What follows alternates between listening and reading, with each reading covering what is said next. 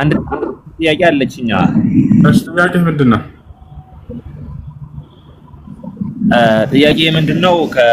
ከሐዲስ ሳይሆን ከቁርአን ላይ አላህ አምላክ ነኝ ያለበትን እንድታሳየኝ እፈልጋለሁ። እሺ አሳያለሁ።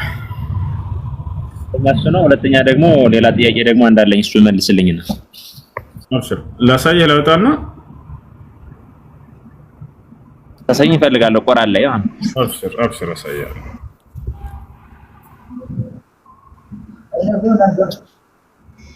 ግን አምላክ ነኝ ያለበትን ነው። አምላክ ነኝ ያለበትን ማለት ነው። አብሽር ችግር የለውም አሳያለሁ።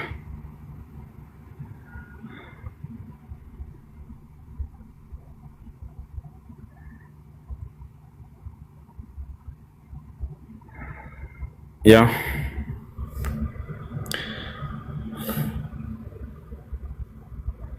ይታያል ጎንደር እኔ ያልኩህ አምላክ እኔ ነኝ እኔ አምላክ ነኝ አለ። እሱማ ያለ እኔ አምላክ የለምና ነው የሚል። ምን ማለት ነው? ያለ እኔ አምላክ ምን ማለት ነው?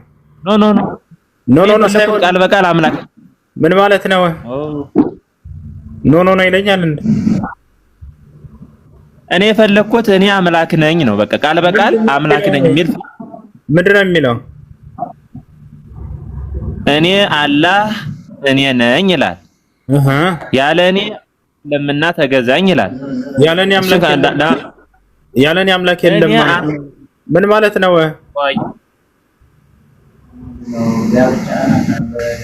አይ እኔ ፈለኩኝ እኔ አምላክ ነኝ ያለበት ሞታ ምን ማለት ነው? አላህ እኔ ምን ማለት ነው? ያለ እኔ አምላክ የለም ማለት ከእኔ በስተቀር ሌላ አምላክ የለም እያለ እኮ ነው።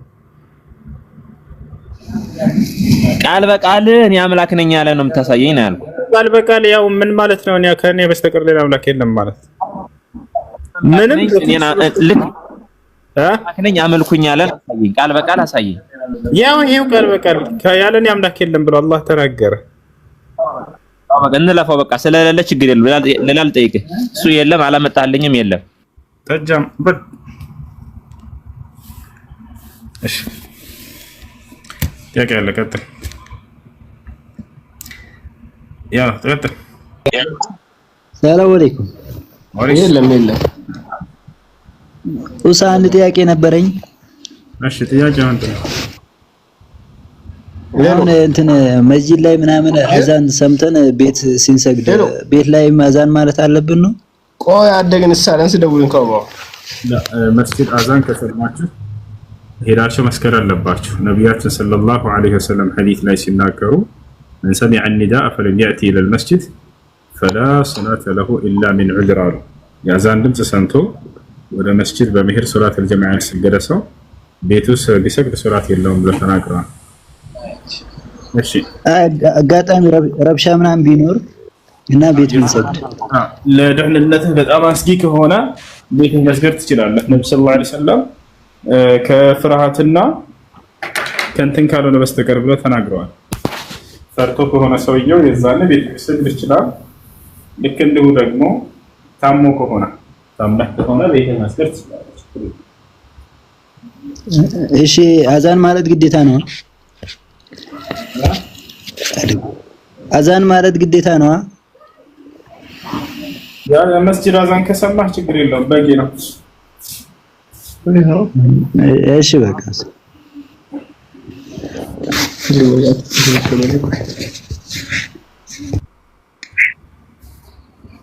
ኡስታዝ ሰላም አለይኩም። ወአለይኩም ሰላም ወራህመቱላሂ ወበረካቱ። እንዴት ነህ ኡስታዝ? አለን አልሐምዱሊላህ። ሰላም ነው? ደህና ነኝ አልሐምዱሊላህ። አላህ አልሐምዱሊላህ። አላህ ይጠብቅ። ወላሂ በጣም ነው የምወደው። የሆነ ጥያቄ ነበረኝ ለቀጥል። እሺ እኛ ወንጀልን ከአዳም የወረስነው ነገር አለ እንዴ? ኃጢአትን ላ የለም ማንም አልወረስንም አይደል? አዎ እሺ እፎ የሆነ ጥቅስ ሲጠቅስ አይቼው ነበር። ሰሂህ ሙስሊም 1540 ላይ መሰለኝ። እሺ ኃጢአትን ከሌላ ሰው ትቀበላላችሁ ምናምን ሲል ሰምቼው ነበረ። እሺ አያችሁ አይደል? ኃጢአትን ከሌላ ሰው ትቀበላላችሁ የሚለውን ያመጣና ምን ይላቸዋል? የኃጢአት ውርሰት አለባችሁ ማለት ነው ይላቸዋል።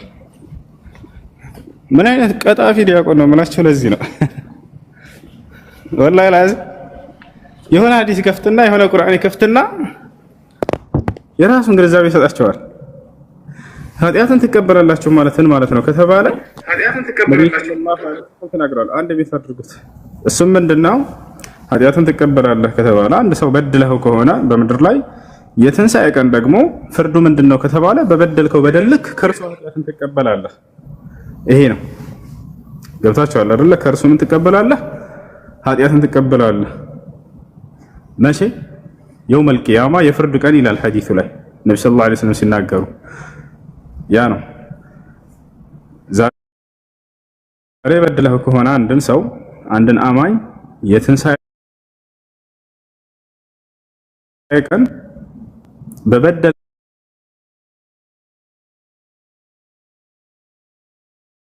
በደልክ ከዚያ ከሰውዬ ቅጣትን ትቀበላለህ። የኃጢአቱ ተሸካሚ ትሆናለህ። ይሄ ነው።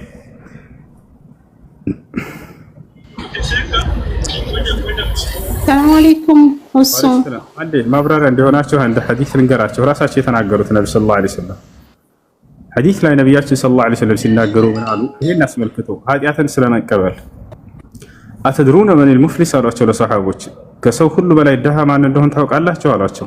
ሰሃቦችም ምድራዊ ድህነት መስሏቸው ምን አሉ? አልሙፍሊሱ ፊና ያ ረሱላህ መን ላ ዲርሃመ ለሁ ወላ መታዕ አሉ። በመካከላችን ድሃ ብሎ ማለት አንተ የአላህ መልእክተኛ ገንዘብ የሌለው ሰው መጠቃቀሚያ ዕቃ የሌለው ሰው ነው አሉ። ነብዩ ሰለላሁ ዐለይሂ ወሰለም ላ እኔ ምድራዊ ድህነትን አይደለም እያወራሁኝ ያለሁት አሉ። በሊል ሙፍሊሱ ሚን ኡመቲ የውመል ቂያማ አሉ። ድሃ ብሎ ማለት የትንሣኤ ቀን ድህነት ነው አሉና ምን አይነት ድሃ እንደሆነ ተናገሩ። ይወራሻል የትንሣኤ ቀን መን የእቲ ቢሰላቲን ወዘካቲን ወሐጅን ወሰውምን ቢሐሰናቲን ከአምሳል አልጅባል አሉ። የትንሣኤ ቀን ተራራ የሚያካክሉ የመልካም ስራውን ምንዳ ቢቀበል ሰው ይመጣል አሉ።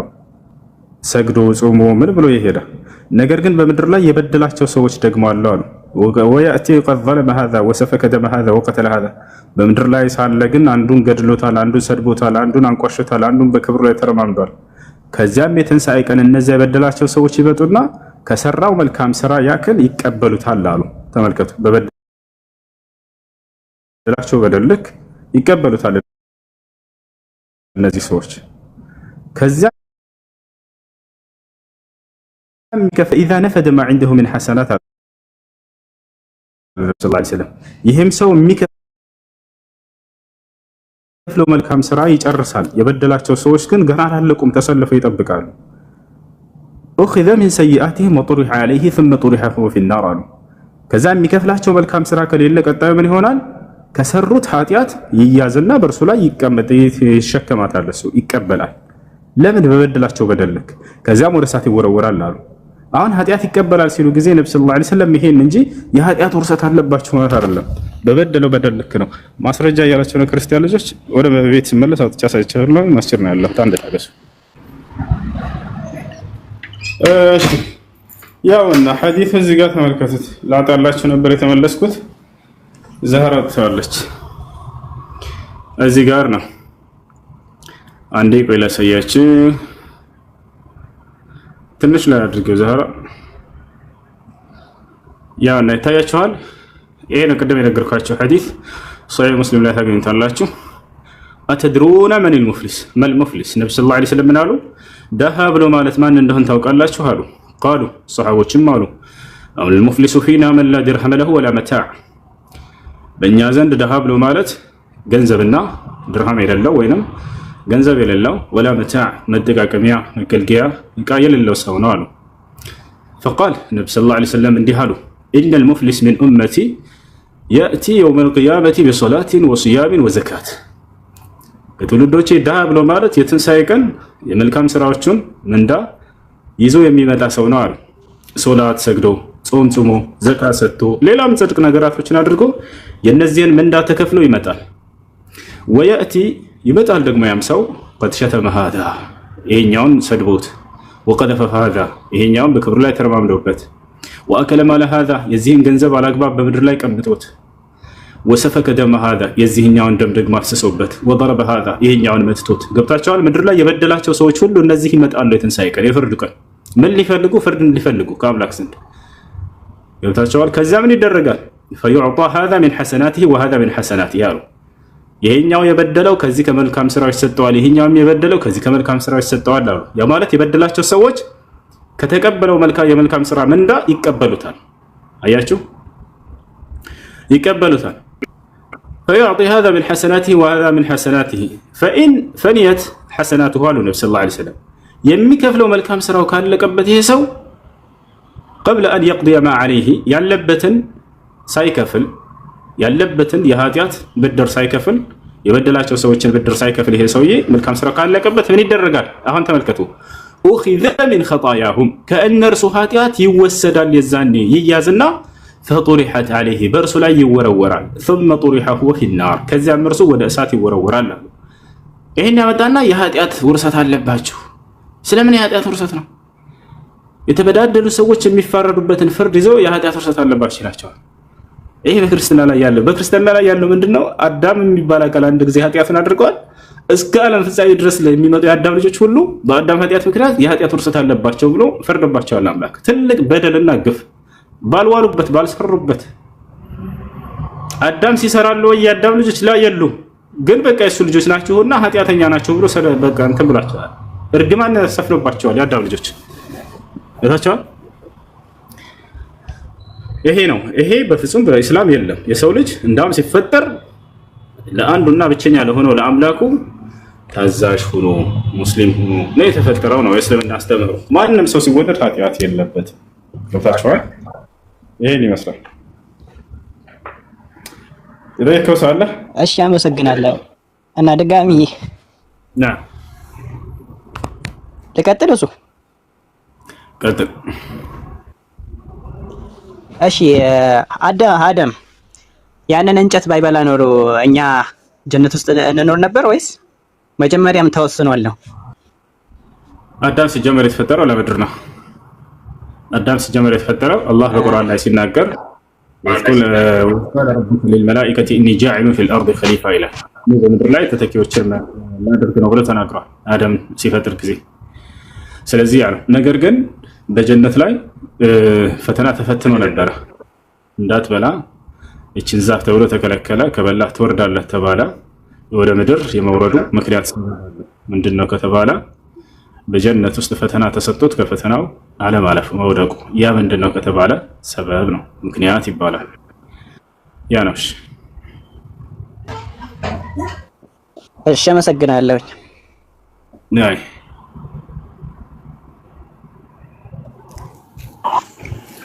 ሰላም አለይኩም ኡስታዝ። አለይኩም ሰላም። ጥያቄ ነበረኝ።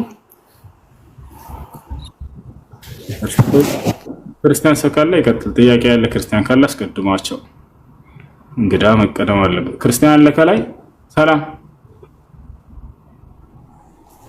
ሰላም። አይሰማም? ሰላም ይሰማል። ሰላም ነው። ደህና ነው አለን ይመስገን። ጥያቄ ልጠይቅ ነበር። እሺ ጥያቄ ምንድን ነው? አሁን እስልምናና አላህን ያለያያቸው ምንድን ነበር? እስልምና እና አላህን ያለያያቸው ምንድነው ነው ያልከው? ወይም የሰው ልጆችንና አላህን ከፈጠረ በኋላ ምንድን ነበር የተፈጠረው? ኦኬ በአዳምና በአላህ መካከል የተፈጠረውን ነገር ለማለት ፈልገህ ነው? በጣም ጥሩ። እንግዲህ አዳም ይችን የዛፍ ፍሬ እንዳትበላ ተብሎ ተከለከለ። ከዚያች በላ፣ አመፀ። ከዚያም አላህ Subhanahu Wa Ta'ala ወደ ምድር ወረዳለው። ይሄ ነው የሆነው። ታዲያ ከአምላክ ጋር እንዴት ተመልሶ ህብረት አደረገ ወደሚለው ስንመጣ ጊዜ ንስሐ አደረገ አዳም። የንስሐ ቃልንም አምላካችን አላህ አዛኝ ስለሆነ ያችን አሳወቀ። ፈተለቃ አደሙ ሚን ረቢሂ ከሊማቲን ይላል። ለአዳምም የንስሐ ቃልን እኔ ሰጠሁት አለ። አላህ ያችን የንስሐ ቃል አሳወቀው። ንስሐ በማድረግ ወደ ጌታ ተመለሰ። አላህም ተቀበለ ንስሐ። ይቅር አለው።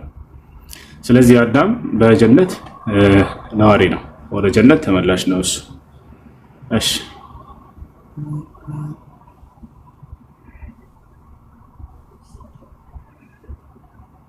አሎ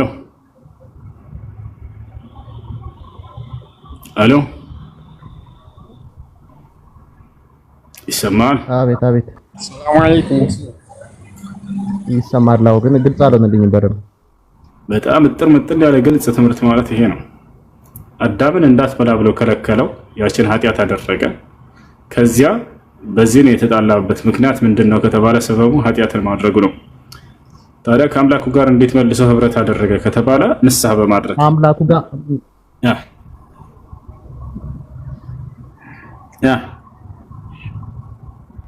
ምን አልከን?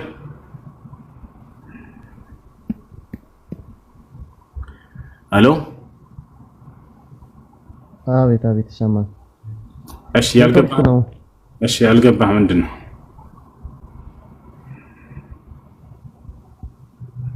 እኔ ያልገባኝ መጀመሪያም የሚታረቀው ከሆነ ቢሆን ኖሮ ዝም ብሎ የሚታረቀው ቢሆን ኖሮ ለምንድን ነው ያም በለስ ያስቀመጠለት የነበረው?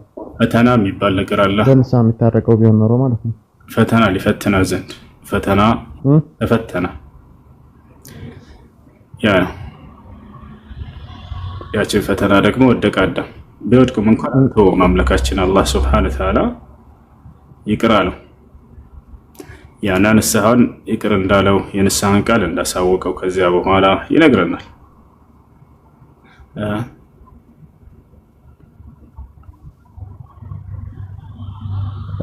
ስለ ሰው ልጅ አፈጣጠር ልትነግረኝ ትችላለህ? እንዴት እንደተፈጠረ?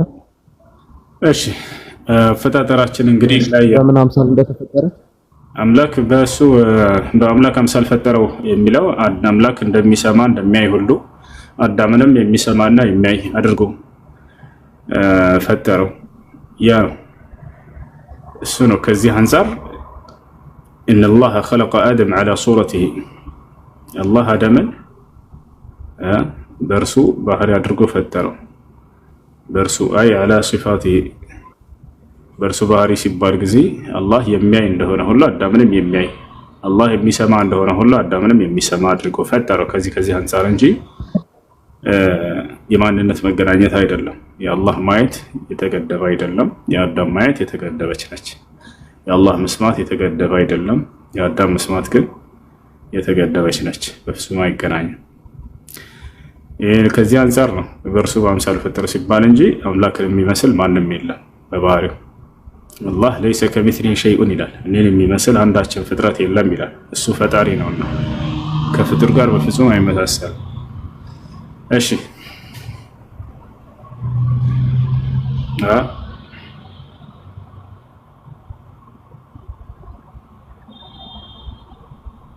ሰላም አለይኩም።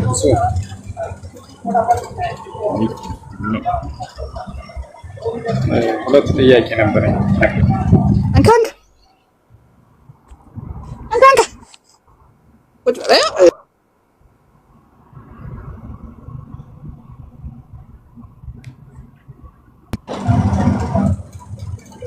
ሰላም አለይኩም። ወአለይኩም ሰላም። ሁለት ጥያቄ ነበሩኝ። አንድ ያለሁት መስጊድ ባጠገብ ነው ማለት ነው፣ ግን ጀማ ሂጅ እንዳልሰግድ ሰዎቹ አለመቸኛሉ እና ደግሞ ሁለተኛው ደግሞ ኢሻ ሶላት ስንት ሰዓት ድረስ ነው ጠብቆ መስገድ የሚቻለው? ሰዎች አለመቸኛሉ ማለት ነው። ሄዳ መስገድ አለበት። ሰዎችን ያነጋራል። ሰግደው ሲያበቁ በቃ ብዙ ነገር ያደርጋሉ። አህባሽ ናቸው ማለት ነው ሰዎቹ። ኦኬ በስ ከሆነ ጊዜውን ጠብቀህ እዛው ወቅቱን ጠብቀህ መስገድ። ጀማ ባለመስገድ ጥያቄ ይኖርብኛል? አይኖርብህም። ያ አካል በአላህ ላይ የሚያጋራ ከአላህ ውጭ ሌላ አካል ብርሃንን የሚጠራ ከሆነ የአላህን ባህሪ የሚያስተባብል ከሆነ ኢሻ ትሰግዳለህ። ሁለተኛው ደግሞ ኢሻ ሶላት እስከ ምሽቱ 6 ሰዓት ድረስ አሳፈሩ መስገዱ ይወደዳል ምናምን ይባላል። እሱ ላይ እንዴት ነው? ትክክል። ነብዩ ሰለላሁ ዐለይሂ ወሰለም ሐዲስ ላይ ወቅቱ ሶላት العشاء الى منتصف الليل ብለዋል። የሌሊት የኢሻ ሶላት ጊዜው እስከ ሌሊቱ ግማሽ ድረስ ነው ብለዋል። እሺ ግማሽ ምን ነው ታዲያ ስንት ሰዓት ድረስ? 6 ሰዓት ወንድም። ከዛም በኋላ ባሳخر እንትን ይኖርብኛል? አይቻልም። ከሌሊቱ ግማሽ በኋላ ማዘግየት አይቻልም። ሻምት ግን አንተ ደግሞ በጣም ነው የምወድህ። አላህ ሁሌም ጤነኛ ያለህ ያርግህ። አሜን። አላህ እሺ ሰላም አለይኩም። አለይኩም ሰላም። እንዴት ናችሁ? አፉ በሉ ስላቋረጥኳችሁና ስለ ባቡል ኸይር ላይቭ ላይ የገባን አንዳንድ ሰዎችን እያስታወስን ነበረ።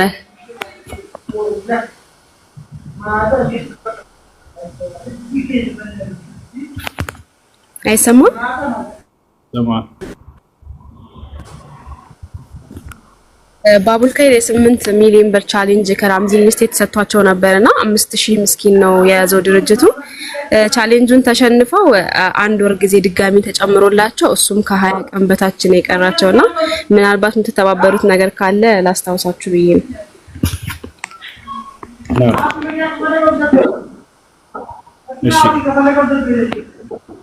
እሺ ሽክራ ተዋህዶ አለ።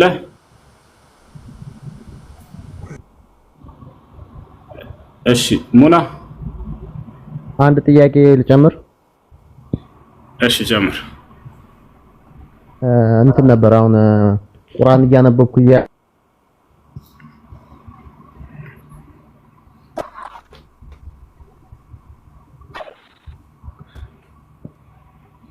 ታላችሁ ምን አልክ? አሁን ሰውን ሁሴኒ ጥያቄ ነብዩላህ አደም አለይሂ ሰላም የተወለዱበት ሀገር ምናምን ሲጽፉ ስሪላንካ ብለው ጽፈው አይቼ ነውና እንዴት እንደዛ ሊሆን ቻለ?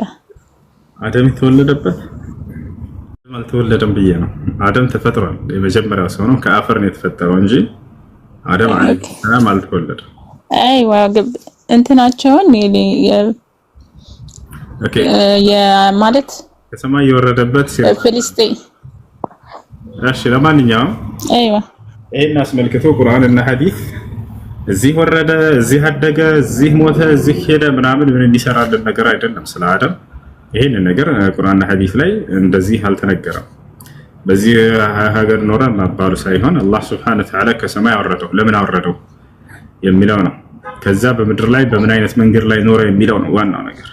ከዛ በኋላ በዳግም ወደ ጀነት የሚመለስበት መንገድ ምንድነው የሚለው ነው። ይሄንን ቁልፍ ነገር ያለው ነገር ነው የሚያስቀምጥላችሁ። እንደ አጠቃላይ ተፍሲሮች ላይ ነው የምታገኙት። ስሪላንካ ላይ ወረደ ይላሉ። ከዛ በኋላ አንዳንዶች ደግሞ ያኔ ህንድ ላይ በዛ አካባቢ ህንድና ስሪላንካ ተቀራራቢዎች በዛ ወረደ። ሐዋ ደግሞ ጅዳ ላይ ወረደች። አረፋ ላይ ያገናኛቸው። ከዛ አወከኝ ወይ አለችው። አዎ አወኩሽ አላት። አረፋ ተብሎ በዛው ተሰየመ ቦታ አይደል? የተፍሲሮች ላይ እናገኛለን። ነገር ግን የቁርአን ሐዲስ ላይ አይደለም። እሺ ያ አሳሳቢ የሆነ እውቀት ቢሆን ኖሮ አላህና መልእክተኛው በነገሩ ነበር። ነገር ግን ያን ያክል አስፈላጊ ነገር አይደለም። የተወረዱ የሚለው ሳይሆን ለምን ወረዱ፣ በምን መንገድ ላይ ኖሩ፣ ከዚያ በኋላ እምነታቸው ምን ነበር፣ ማንን አመለኩ፣ ከዚያ በኋላ ዳግም ወደ ገነት ይመለሳሉ ወይ፣ የሚመለሱበት መንገድ ምን ነበር፣ ምን አሳወቃቸው አምላክ አላህ የሚለው ነው። ይሄ ነው ዋናው ቁም ነገር። እሺ ይሄን ደግሞ አላህ በቁርአን ላይ ነግሮናል። እሺ እሱ ሌላ ጥያቄ ደግሞ ጓደኛዬ ናት ጠይቂልኛለች። ሰላት ስትሰግድ ምናምን እንደዚህ ስትወሰወስ ምናምን ሰውነቷን እንደምትቆነጥጥ ነውና ይቻላል ወይ? ሰላም አለይኩም ወራህመቱላህ። ወአለይኩም ሰላም ወራህመቱላሂ ወበረካቱህ። ሶላት ስትወሰወስ ሰውነቷን ትቆነጥጣለች? አይዋ ከዛ ከምትወሰወሰው ነገር ለመመለስ ራሷን እንደዛ ታደርጋለች። እሱ አይደለም ምን ያለበት ከምትወሰወሰው ነገር ለመመለስ ወዲያው ትኩረቷን ወደ ሶላት ማድረግ ነው። የምትቀራው ቁርአን ላይ ትኩረት ማድረግ፣ የምትላቸው ዚክሮች ላይ በሶላት ውስጥ ትኩረት ማድረግ፣ በምትሰራው የአምልኮ ተግባራቶች ላይ ሩኩዕ፣ ስጁድ ወልጀልሰ በይነ ሰጀደተይን ይህን ሁሉ ተአሙል ማድረግ ነው እሱ ማስተንተን እንጂ ግዝ ሰውነትን መቆንጠጥ አይደለም። ሰውነትን መቆንጠጥ አይደለም። ልጅ እያለሁ ትዝ አለኝ የሆነ ነገር ተራዊህ ስንሰግድ ህፃን እያለን መስጊድ እና ሰዎች ያለቅሳሉ አይደለ? አንድ ጓደኛ ነበረኝና ማሁድ ይባላል። ሰዎች ሲያለቅሱ በጣም ይገርም። እኔ እንዴት ነው ማለቅስ? ራሱን እየቆረጠጠ ያለቅስ ነበር። ህፃን ነው ዛኔ እየሰገደ ራሱን ይቆረጠጣል፣ ያለቅሳል። ሰዎች ቁርአኑን እያስተነተኑ ሲያለቅሱ ጊዜ ማለት ነው። ለአጠቃላይ ሶላት ውስጥ ነው ራስን መቆንጠጥ ምናምን እንደዚህ ይሄ ተገቢ አይደለም። በሶላት ውስጥ የምትሉትን ዚክሮች ማስተንተን ነው ያለባችሁ። ነብዩ ሰለላሁ ዐለይሂ ወሰለም ሐዲስ ላይ ሲናገሩ ምን አሉ? إذا قام العبد يصلي فإنما يناجي ربه فلينظر أحدكم من يناجي አንዳችሁ ሶላት ለመስገድ በሚቆም ጊዜ ከጌታው ከአላህ ጋር ንግግር እያደረገ ነው። እባካችሁን ከማን ጋር ንግግር እያደረጋችሁ እንዳላችሁ አስተውሉ ብለው ተናገሩ። የመጀመሪያ ልታደርገው የሚገባው ምንድነው? ወደ ሶላት ወደ መስጂድ ስትመጣ ወይንም ሶላት ለመስገድ በምትቆም ጊዜ ሰማይ ምድርን ከፈጠረው ከአምላክ ከአላህ ፊት ጋር ከእርሱ ፊት ቆሜ ልነጋገር ነው፣ ከእርሱ ጋር ንግግር ላደርግ ነው ብለህ አስብ። እናንተ በምታናገሩት ጊዜ እና እርሱ ይመልስላችኋል ባትሰሙትም እንኳን ብለው ነብዩ ሰለላሁ ዐለይሂ ወሰለም ተናግረዋል። ሐዲስ ላይ ነብያችን ሐዲስ ላይ ነብያችን ሰለላሁ ዐለይሂ ወሰለም አልሐምዱሊላሂ ረብል ዓለሚን ስትሉ ሐመደኒ ዓብዲ ይላችኋል። الرحمن الرحيم ستلو أثنى علي عبدي مالك يوم الدين ستلو مجدني عبدي إياك نعبد وإياك نستعين ستلو هذا عهد بيني وبين عبدي اهدنا الصراط المستقيم صراط الذين أنعمت عليهم غير المغضوب عليهم ولا الضالين ستلو هذا لعبدي ولعبدي ما سأل إلى البلوان ይሄን ነገር ያስተነተናችሁ መስገድ የዛኔ ለሶላቱ ትኩረት እንዲኖራችሁ ያደርጋል። ትርጉሙን ማወቅና ያንን ማስተንተን ታቻው ሱብሃን ረቢል ዐዚም ስትሉ ሩኩዕ ላይ ሱብሃን ረቢል አዕላ ስትሉ ስጁድ ላይ سمع الله لمن حمده ربنا ولك الحمد ستلو كركوع ستنسو والجلسة بين إهلنا التحيات الماك ترجمون بنبى أدرجاتشوا ويكو إذا أنت تكرتاتشوا ولا صلاة ولا يهونا እሺ ሱሊ ላይ መጨረሻ ጥያቄ ከዛሬ 3 አመት ምናምን አካባቢ 3 አመት አካባቢ ለሰው ብር አበድሬ ነበርና ስጡኝ እያልኳቸው እስካሁን ድረስ አልሰጡኝም ማለት ነው። እና የዛሬ 3 አመት የላኩት ለምሳሌ 2000 ድርሃም ቢሆን አሁን ላይ 1000 ድርሃም ምናምን ነው የሚሆነው ማለት ነው። ቀንሷል እንትን ምንዛሬ ስለጨመረ ማለት ነው። እና እንዴት ነው መቀበላቸው? አሁን ከ3 ወር በኋላ እንሰጥሻለን ብለውኛል። እሺ ያበደርሻቸው በምን አይነት ብር ነበር? ድርሃም ነው ወይስ የኢትዮጵያ ብር ነው? የኢትዮጵያ ብር ነው ያበደርኳቸው፣ ግን አልሰጡኝም። ከዛ ስጡኝ እያልኳቸው እነሱ አልሰጡኝም ነበረ። የኢትዮጵያ ብር ከሆነ ያበደርሻቸው ዛሬም ያን የኢትዮጵያ ብር ነው የሚመልሱት። ድርሃም ከሆነ ያበደርሻቸው ዛሬም ድርሃም ነው የሚመልሱት። 1000 ድርሃም ከሆነ ያበደርሻቸው ዛሬም 1000 ድርሃም። ለዛሬው ጨምራ እነሰሱ ጉዳያችን አይደለም። የኢትዮጵያ 1000 ብር አበደርሻቸው ከሆነ ዛሬም 1000 ብር ነው። ዛሬ ጨምሯል ቀንሷል እንዲባል ነገር አይደለም። ሌላ ጥያቄ አለ? አመሰግናለሁ። السلام عليكم ورحمة الله وبركاته. وعليكم السلام ورحمة الله وبركاته. أستاذ እንዴት ነህ? الحمد لله. ጥያቄ ነበረኝ። እሺ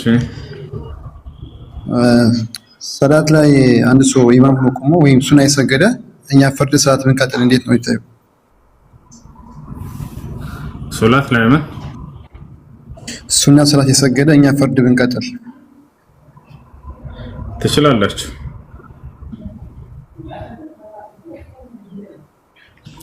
ትችላላችሁ። እሺ ካሊድ ኮሚቴውን አቋርጥ። እሱ በአላህ ነብያችንን እየተሳደቡ ነው። ሻራርክልሃለሁ ሄደህ አናግራቸው። ኦኬ ልዝጋና ልሄድ እዛ። ምን ትላለህ ካሊድ? አዲስ ከሆነ ቲክቶክ እየከፈታችሁ ያላችሁት አላህና መልእክተኛውን ሆን ብለው ቢሳደቡ ላይቮች ልታገኙ ትችላላችሁ። እዚያ ቦታ ላይ አትቀመጡ። ያሳቸዋል፣ አትቀመጡ እዚያ ቦታ ላይ። እሺ ይሄ ነው በቃ።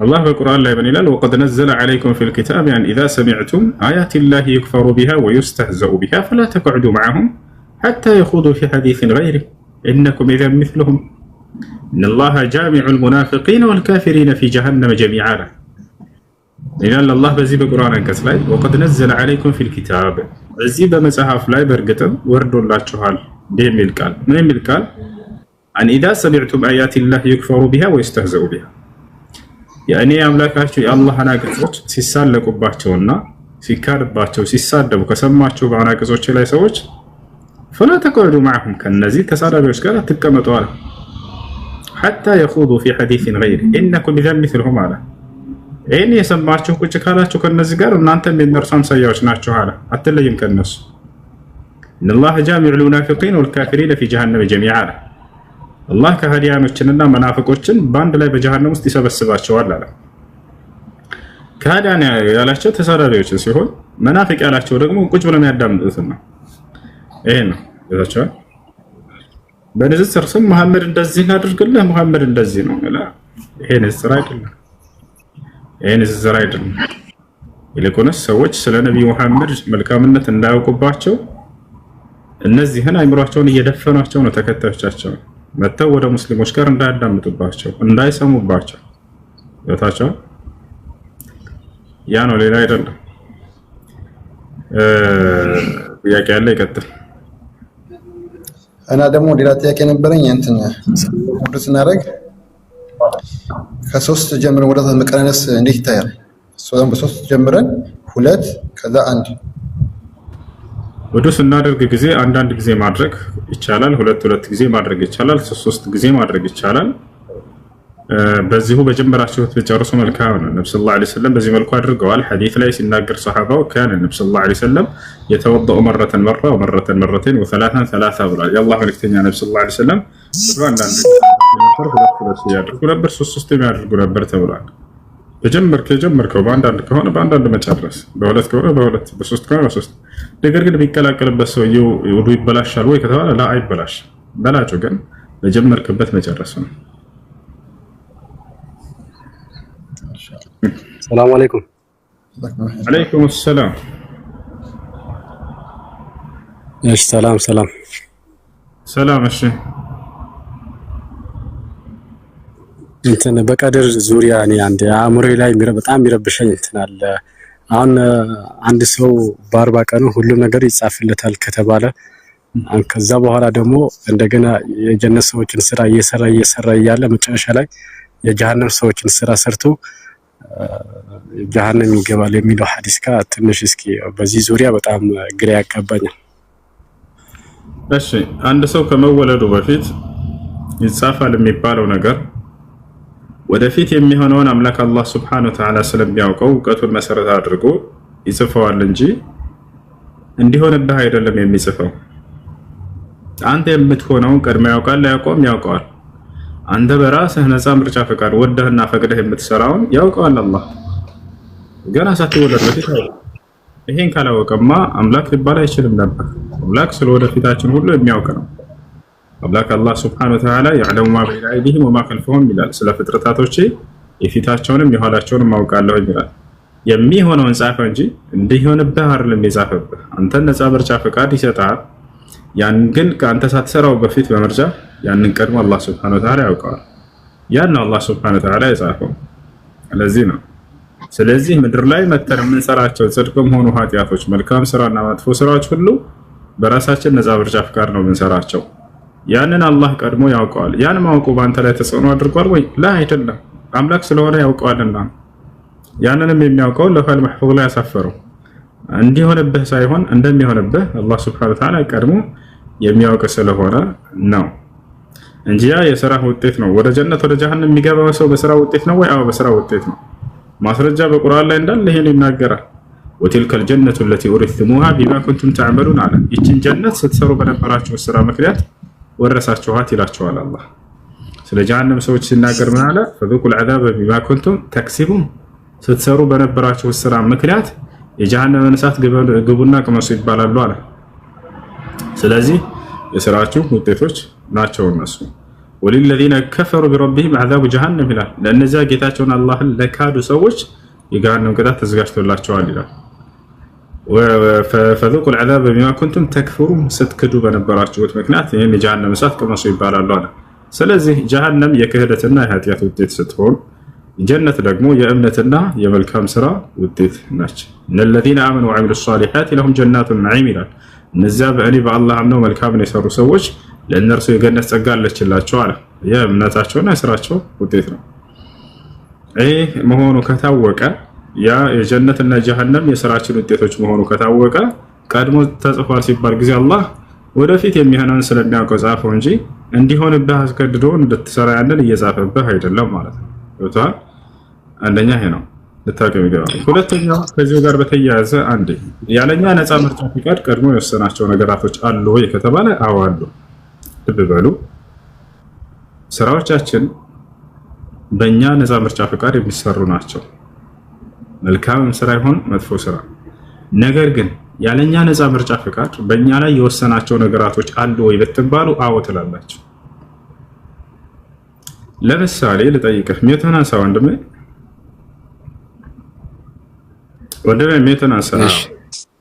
በአንተ ላይ ለአንተ ምንም ምርጫ ሳይሰጥህ የወሰነብህ ነገራቶች አሉ። ልብ በሉ። በእነዚህ ላይ ደግሞ አላህ እኔ ጥያቄ ይሰማላ? እያወራህ ከሆነ ተጠልቀህ ትግባ። ቆይ አንዴ ልጨርስ። ልብ በሉ። የመጨረሻው ቀን ፍርድ በምንድን ነው ብያለሁኝ ቅድም? በእናንተ ነፃ ምርጫ ፍቃድ በተሰጣችሁት መሰረት በሰራችሁት መልካም ስራና መጥፎ ስራ በዚያ ነው የሚፈረደው። አላህ በዚያ ነው የሚጠይቃችሁ። በእናንተ ላይ እንዲሆኑ የወሰናቸው ነገራቶች አሉ። ደግሞ በእነዚህ ላይ ደግሞ አይጠይቃችሁም። አብሽሩ። አላህ ከወሰነብኝ ለምን ይጠይቀኛል የሚል ጥያቄ ስለሚነሳ ነው ብዙ ጊዜ። አላህ በአንተ ላይ እንዲሆንብህ የወሰናቸው ነገራቶች አሉ። ልክ ነው። በእነዚያም ደግሞ አብሽር አይጠይቀህ። ለምሳሌ ከነዚያ ላነሳለህ ነው። እሺ፣ ወንድ ልጅ መደረግህ አንተ ነፃ ምርጫ ፍቃድ ሰጥተህ ነው አላህ ወንድ ልጅ ያደረገህ ወይንስ ምንም ነፃ ምርጫ ፍቃድ ሳይሰጥህ በራሱ ነው ወንድ ልጅ ያደረገህ? በራሱ ነው። አየህ፣ በራሱ የወሰነው ነው። ይሄ ነገ የትንሣኤ ቀን በዚህ ይጠይቀሃል፣ በዚህ ጀሃነም ጀነት ያስገባሃል። ለምን ወንድ ልጅ ሆነህ ተፈጠርክ ብሎ ይቀጣሃል? አይቀጣህም አይደል? አይቀጣህም። ምክንያቱም ይሄን ራሱ ነው እና የወሰነው። ይሄ የጀነትና ጀሃነም መግቢያ ሰበብ ነው ወይ? አይደለም፣ በፍጹም። ኢትዮጵያ ላይ መፈጠርህ አንተ ነፃ ምርጫ ፍቃድ ሰጥተህ ነው በኢትዮጵያ ላይ ልፍጠርህ ወይንስ የት ልፍጠርህ ብሎ አማክሮህ ነው ወይንስ በራሱ ነው ኢትዮጵያ ላይ የፈጠረህ? በራሱ ነው። በራሱ ነው። ነገ የውመል ቂያማ በዚህ ይጠይቃል። ለምን ሳውዲ አልተፈጠርክም ብሎ ይጠይቃል? አይጠይቅም። አይዋ ጥቁር ነህ ቀይ፣ ለምሳሌ ቀይ ነህ ብለን ነው ዘረው። ይሄን አላህ አስመርጦህ ነው ቀይ ላድርግህ ወይንስ ጥቁር ላድርግህ ብሎህ ነው ወይንስ በራሱ ነው ቀይ እንድትሆን የወሰነብህ? በራሱ ነው። በራሱ ነው። ነገ ትንሣኤ ቀን ለምን ጥቁር ሆነህ አልተፈጠርክም ብሎ ይጠይቃል? በዚህ ይቀጣሃል? በዚህ ይመነዳሃል? ላ በፍጹም። አያረማ ይሄ ነው። እንዲህ አይነት አጭር ነህ ረጅም፣ ይሄንንም ራሱ ነው የወሰነው። አጭር እንድትወል ፈጥሮህ ከሆነ ነገ ትንሣኤ ቀን ለምን ረጅም አልሆንክም ብሎ አይጠይቅም። አላህ ሱብሓነሁ ወተዓላ ራሱ የወሰነብን ነገራቶች አሉ። በእነዚህ ነገራቶችም ነገ ትንሣኤ ቀን አይጠይቀንም። ገብታችኋል? ነገር ግን ስራዎቻችንን አስመልክቶ ጽድቅም ይሁኑ ኃጢአት፣ እምነትም ይሁኑ ክህደት፣ እነዚህን አላህ ነፃ ምርጫ ፍቃድ ሰጥቶ ለቆናል። ገብታችኋል አይደለ? የዛኔ እርሱ በእነዚህ ነው እንጂ የሚቀጣን በእንትን በራሱ ወስኖ በፈጠረብን ነገራቶች ላይ አይደለም። ይሄ ነው። ይሄ ከታወቀ እሺ፣ ሌላ ደግሞ አንድ የመጨረሻውን አልመለስኩልህም። ያልመለስኩልህን ላስረዳህ። አንድ ሰው ጥሩ ስራን ይሰራል የመጨረሻ ህይወቱ እስኪቀር ድረስ። ከዚያ መጥፎን ስራ ይሰራልና እሳት ይገባል። አንድ ሰው መጥፎ ስራ በመጥፎ ስራ ላይ ይሆንና ከዚያ መጨረሻ ላይ ጥሩ ስራ ይሰራልና ወደ ጀነት ይገባል ብለህ የጠየቀው ጥያቄ አለ አይደል? እሱ ማለት እንደ ምሳሌ ልንገርህ። እንደ ምሳሌ አንድ ሰሃባ ነበር። እድሜ ልኩን ጥሩ አድርጓል። የነብዩ ሰለላሁ ዐለይሂ ወሰለም ሰሃባ ነው። ግን ሊሞት ጥቂት ጊዜ ሲቀረው ነብዩ ሰለላሁ ዐለይሂ ወሰለም የእሳት ነው ብለው ተናገሩ። የሚገርማቸው ይወታቻል አይደል? ምን ብለው ተናገሩ? ነብዩ ሰለላሁ ዐለይሂ ወሰለም ይሄ ሰው የእሳት ነው አሉ ነብያችን ሰለላሁ ዐለይሂ ወሰለም። ለምን? ምክንያቱም መጨረሻ ላይ የእሳት የሚያደርገውን ስራ ስለሚሰራ። ያ ማለት ግን የእሳት ነው ስላሉ በጀሃነም ውስጥ በዛ ይዘወትራል ማለት ነው ወይ? ላ የሚያዘወትራል የማያዘወትራል። ክህደት ከሆነ በእሳት ውስጥ በዛ ያዘወትረዋል መጨረሻ ህይወቱ ላይ ቢያደርግ ሰውየው። ልክ እንዲሁ ደግሞ ከክህደት በታች ከሆነ በዚያ በኃጢአቱ ምክንያት ሊቀጣ ይችላል እንጂ ወይም አላህ ሊመራው ይችላል። ነገር ግን በጀሃነም ውስጥ ሊዘወትር አይችልም። ያ ሰሃባ እንዴት የጀሃነም ሊሆን ቻለ ታዲያ እድሜ ልኩን መልካም ሰርቶ መጨረሻ ላይ ከተባለ በሆነ ጀሃር ላይ ነበር። ጀሃር ላይ ሰሃቦች አንድን ሰው አወደሱት በመካከላቸው። ይሄ ሰው ምንኛ ጀግና ነው አሉ። ማንም ጠላት አይደፍረውም ነበር፣ ቀርቦ አይዋጉትም ነበር፣ በጣም ይችል ነበር። በጣም ባደነቁት ጊዜ ሰዎች ነብዩ ሰለላሁ ዐለይሂ ወሰለም ላኪንሁ ፊናር አሏቸው፣ እዛው መካከላቸው ቆመው። ነገር ግን ይሄ የምታወድሱት ሰው የእሳት ነው አሏቸው። ይሄ ቃል እየሰሙ ነበር ሰዎች፣ አማኞችም አይሁዶችም ሰምተዋል። እዚያው ምን ማለት ነው ከተባለ ይሄ ሰው የእሳት የሚያደርገውን ስራ ይሰራል መጨረሻ ላይ ብለው ትንቢት እየተናገሩ ነው ነብዩ ሰለላሁ ዐለይሂ ወሰለም። ይሄ አንዱ የነብይነታቸው ማረጋገጫ ነው። ነብይ ትንቢትን ይናገራል፣ ወደፊትም ባለው መሰረት ይፈጸማል። ይህ አንድ የነብይነቱ ማረጋገጫ ነው የአንድ ነብይ። ሰሃቦች በጣም ተደንቀው ይሄን ሰው መከታተል ጀመሩ። መጨረሻ ላይ ሰውየው ጠላትን ከተፋለመ ምን ካለ በኋላ እጁ ይቆርጣል እንደዚህ ብቻ። ያንን መቋቋም አልቻለም ህመሙን። መጨረሻ ላይ በያዘው ሰይፍ ራሱን አጠፋ። ወዲያው ይሄን ያዩ አይሁዳውያኖች አሽሀዱ አን ላ ኢላሀ ኢለላህ ወአነከ ረሱሉላህ ብለው መተው ወደ ነብዩ ሰለላሁ ዐለይሂ ወሰለም ጋር እስልምና ተቀበሉ። ምክንያቱም የነብይን ሚዛን ያውቁ ነበር አይሁዶች። አንድ ነብይ ከነብይነቱ ማረጋገጫ የወደፊትን ይናገራል፣ ትንቢትም በተናገረው መሰረትም ይፈጸማል። ባለው መሰረት ባይፈጸም ድሮ ሐሰተኛ ያደርገው ነበር። መጨረሻ ላይ ራሱን ያጠፋል፣ ወደ እሳት የሚያደርገውን ስራ ይሰራል ይሄ ሰው ብለው ነብዩ ሰለላሁ ዐለይሂ ወሰለም ቀድመው ነግራቸዋል። መጨረሻውም እንዳሉት ሆነ። ወዲያው ሰዎች መጥተው አንተ የአላህ መልእክተኛ ራሱን እንደማያጠፋ የነገራቸውን ሰው ራሱን አጥፍቶ እኮ ሞት አሏቸው። እና ይህ ነው። ሌላኛው ደግሞ ምሳሌ ልስጥህ። አሁንም ልክ እንዲሁ መጥፎ ስራ ሰርቶ እድሜ ልኩን መጨረሻውን እንደገና ለሞት አንድ ስንዝር ስትቀረው መልካም ስራ ሰርቶ ጀነት የሚገባል ብለው የተናገሩት እንደ ምሳሌ ልክ እንደ አይሁድ ከአይሁዶች መካከል አንድ አይሁድ የነብዩ ሰለላሁ ዐለይሂ ወሰለምን ነብይነት ሰምተው ተረድተው አይሁዶች አንቀበልም ብለው ነበር። ከእስማኤል ዘር ስለወጣ በሚል ለምን ከኢስሐቅ አልወጣም በሚል ማለት ነው። መጨረሻው እነዚህ ሰዎች አንድ አይሁድ ነብዩ ሰለላሁ ዐለይሂ ወሰለምን ከመካ 10,000 ሰራዊቶች መጥተው ሊዋጓቸው ባሉበት ጊዜ ከመዲና ላይ ከሚኖሩ ከአይሁዶች መካከል አንደኛው መጥቶ ወደ ነብዩ ሰለላሁ ዐለይሂ ወሰለም ጋር መጣ። እንቱ የአላህ መልእክተኛ ሆይ እርሶ ነብይ መሆኑን እናምኛለሁ፣ መስክሬያለሁ። ከእርሶም ጋር ጂሃድ ማድረግ እፈልጋለሁ፣ ጠላቶችን ልከላከልልዎት እፈልጋለሁ፣ ከእርሶ ጎን እንድንሆን ስለታዘዝን ብሎ ተናገረ። ወዲያው ሻሃዳ ተቀበለ ሰውየው። ወዲያው ከጠላት ጋር ገባ። ወዲያው መስዋዕት ሞተ። ወዲያው ሞተ። ይህ ሰው ሊሞት ጥቂት ጊዜ እንደቀረችው ነው የመጣ። ሳስቡት አልሰገደም፣ አልጾመም፣ አላለም፣ ምንም መልካም ስራ በህይወቱ አልሰራም። ብላችኋል። በተሳሳተ መንገድ ላይ ነበር። ነገር ግን ስንዝር ስትቀረው ለህይወቱ ፍጻሜ መልካም ስራን ሰርቶ ወደ ጀነት ገባ። አመነ በአላህ ሱብሓነሁ ወተዓላ። ይሄን ይመስላል። ገብታል ወንድሜ። የህይወቱ ፍጻሜ ሲደርስ ጊዜ አንድ ስንዝር ስትቀረው ለሞት መልካም ስራን ሰርቶ ገነት ይገባል የተባለው እንዲህ አይነት ነው። ያኛው ደግሞ መልካም ስራን ሰርቶ እድሜ ልኩን የህይወቱ ፍጻሜ ሲቀር ጊዜ ወደ እሳት ይገባል የተባለው የቀደሙ ሰሃባ አይነት። ያ ሰሃባ ግን በጀሃነም ይዘወትራል አይዘወትርም? ልጆች ላ አይዘወትርም። ለምን ከተባለ ኩፍር አይደለም ራሱን ማጥፋቱ፣ ነገር ግን በዚያ በኃጢአት ልክ ሊቀጣ ይችላል። ይወዳቻል ያ እሺ ጥያቄ ለገጠ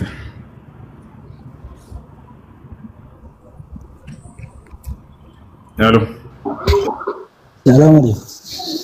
ወአለይኩም ሰላም። እሺ ጎንደሬው ከላይ አስቀድሙት። ጎንደሬው አለ ጥያቄ አለ ደግሞ ለአጀ የአሊፍ ብሉት የአሊፍ ሸሚዝ ቀልቀለሽ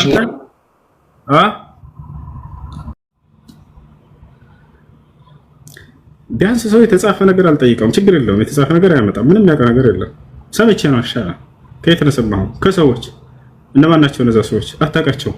كيف يعني ما يصير ما يصير።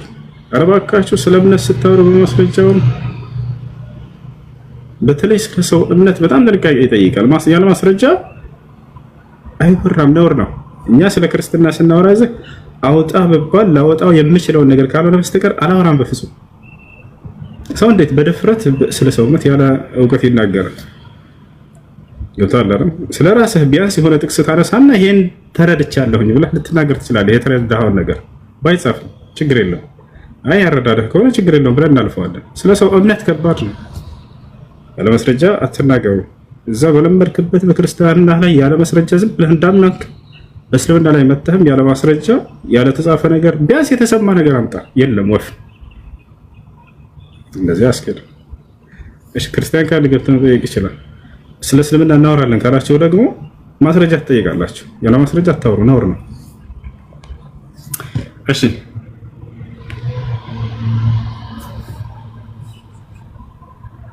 ሰላም አለይኩም። ወአለይኩም ሰላም ወራህመቱላሂ ወበረካቱ።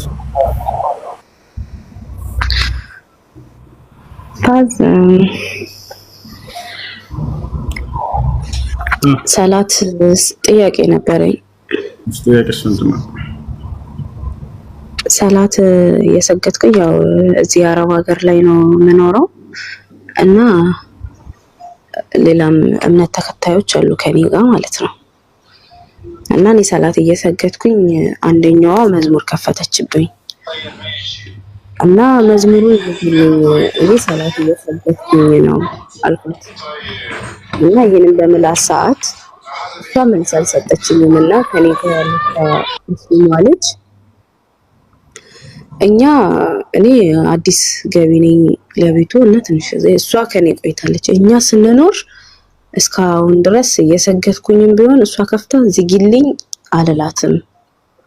እንደዚሁ ከፍታ ነው የምሰግደው እና ያንቺ ቁርአን የተለየ ነው ወይ ብላ ተናገረችኝ። እኔ ሰላት ስሰግድ ቀልቤ የሚወሰውሰኝ ነገር እኔ አልፈልግም እና እየሰገድኩኝ እንድትከፍትብኝ አልፈልግም ብዬ አልኳት እና በመሃል እኔና እሷ ላይ ካፊሯ ልጅ ላይ ሳይሆን ከሙስሊሟ ልጅ ጋር ግጭት ፈጠረን እና እኔ ነኝ ጥፋተኛው ወይስ እንዴት ነው? ሶላት እየሰገድሽ መዝሙር ስለመክፈቷ ነው ጥያቄያችሁ? እሷ ችግር የለውም ብያለች፣ አንቺ ደግሞ ይሄ መሆን የለበትም እያልሽ ነው? አይዋ ይሄ መሆን የለበትም። ማንኛውም ሰው በየእምነቱ የሚሰራውን አምልኮ አንዱ ሌላውን ሊረብሸው አይገባም። እናንተም ቁርአንን ከፍ አድርጋችሁ አትክፈቱብኝ ካለች ሴትየዋ ልጅቱ አምልኮ የምትሰራ ሴት እኛንም አምላክ ትችላለች፣ በራሷ እምነት አምላክ ብላ የምታስበው። እዚያ ላይ አዛ ማድረጉ እነሱንም አስፈላጊ አይደለም። እናንተንም እንዲሁ ድምፅን ከፍ አድርጋ ልትረብሻቸው አይገባም። ይሄ ነው። እሺ አንዱ ሌላውን የሚረብሽ ነገር ማድረግ የለበትም። አይ ከልጅቷ ጋር ሳይሆን አሁን ከሙስሊሟ ልጅ ጋር ተጣልተናል በዚህ ግጭት ማለት ነው። ያ እሷ መልስ አልሰጠችኝም እና እሷ ናት ሙስሊሟ ልጅ ናት ተነስታ የተናገረችው እኛ እንደዚህ የሚባል ሐዲስ የለም ብላ አለችኝ እና ከሷ ጋር እንዴት ነው የሚታየልኝ ነው? አንቺ ትክክል ነው ያልሽው፣ እሷ ተሳስታለች። አንቺ እንዳልሽው ከሆነ እንደጠየቅሽው ከሆነ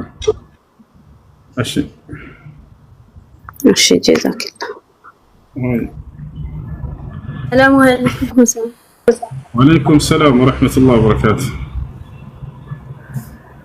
ሁስኑ ጥያቄ ወልይ የሚለውን ቃል እስኪ አብራራልኝ፣ ምን ማለት ነው? ለምሳሌ በእኛ በተለምዶ ትላልቅ ሰዎች ወልይ ምናምን የሚሉት ነገር አለ። እስኪ ግልጽ አድርግልኝ እዚህ ጋር። ወልይ ማለት ምን ማለት ነው የሚለውን አላህ ሱብሓነሁ ወተዓላ ራሱ ተናግሮታል። ሱራ ዩኑስ ላይ ምን አለ? ወላ ኢነ አውሊያ አላህ ላ ኸውፉን ዐለይሂም ወላ ሁም የሕዘኑን አለዚነ አመኑ ወካኑ የተቁን ይላል። አዋጅ እነዚያ የአላህ ወልዮች በእነርሱ ላይ ፍርሃትና ሐዘን የለባቸውም።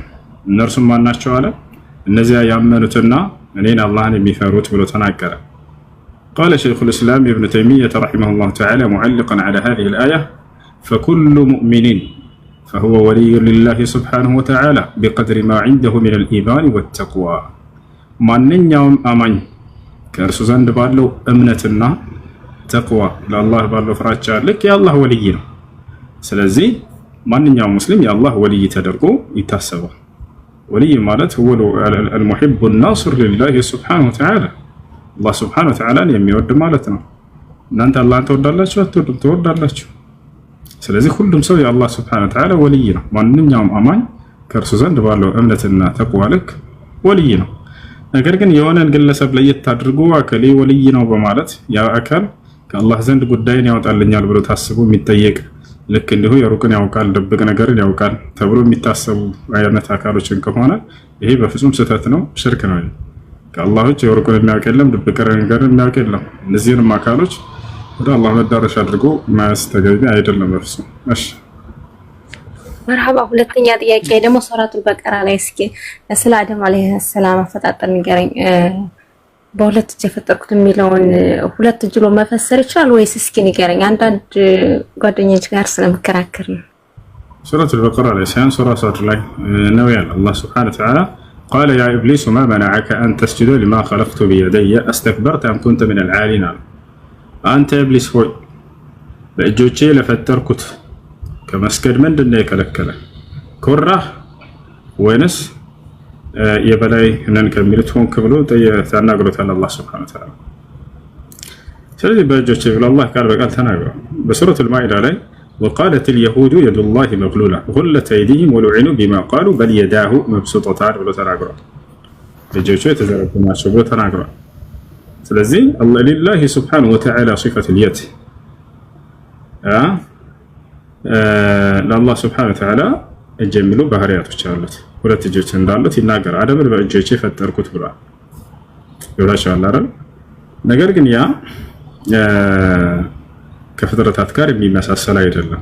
ፍጥረታት እጆች አላቸው፣ እርሱ ሁለት እጆች አሉት። እንደኛ እጅ አይደለም። የዱሁ ለይሰት ከየዲ ነው፣ እጆቹ እንደ እጃችን አይደሉም። ይህን አስመልክቶ አንድ ሐዲስ ትሰማላችሁ ብዙ ጊዜ ወኪልታ የደይሂ የሚን የሚል ሐዲስ ነብዩ ሰለላሁ ዐለይሂ ወሰለም ሐዲስ ላይ ሁለቱም እጆቹ ቀኝ ናቸው ብለው የተናገሩትን ይይዙና አላህ ግራ እጅ የለውም ቀኝ ብቻ ነው ሁለቱም ያለው ብለው ይናገራሉ። እንደዛ ለማለት አይደለም። ነብያችን ሰለላሁ ዐለይሂ ወሰለም አላህ ሱብሓነሁ ወተዓላ ቀኝና ግራ እንዳሉት ተናግረዋል። በሐዲስ ላይ ሲናገሩ ምን አሉ? يطوي الله السماوات السبع يوم القيامة بيمينه والأرضين السبع بشماله فيقول لمن الملك اليوم لله الواحد القهار الله ትንሳኤ ቀን ሰባት ሰማያትን በቀኝ እጁ ሰባት ምድርን በግራ እጁ ይጠቀልላቸዋል። ከዚያም ንግስናና ሹመት ለማን ነው ይላል። ማንም የሚመልስ የለም፣ ራሱ በራሱ ይመልሳል። እነሆ ዛሬ ንግስናና ሹመት ለእኔ ብቻ ነው፣ አንድና አሸናፊ ለሆንኩት ለአላህ ብሎ ይናገራል። ስለዚህ በዚህ ሐዲስ ላይ እነዚያ ሁለት እጆች ሲባል ጊዜ ቀኝና ግራ እንደሆኑ ገልጸዋል። ይወታቸዋል አይደል? ስለዚህ ሁለቱም ቀኝ ናቸው ሲሉ ታዲያ ምን ለማለት ነው ከተባለ ሁለቱም የጥንካሬን የባህሪ የተላበሱ ናቸው፣ እንደ ፍጥረታት አይደሉም ለማለት ነው። የፍጥረታት ከተባለስ የቀኛችን ጠንካራ ሲሆን ግራችን ደካማ ነው በአብዛኛው። አያችሁ አይደለ? የፈጣሪ ግን እንደዛ አይደለም። ሁለቱም የኃይልን ባለቤት የተላበሱ ናቸው። የአላህ ሱብሓነሁ ወተዓላ እንደ ፍጥረታት ቀኙ ጠንካራ ግራ ደካማ የሚባል ነገር አይደለም።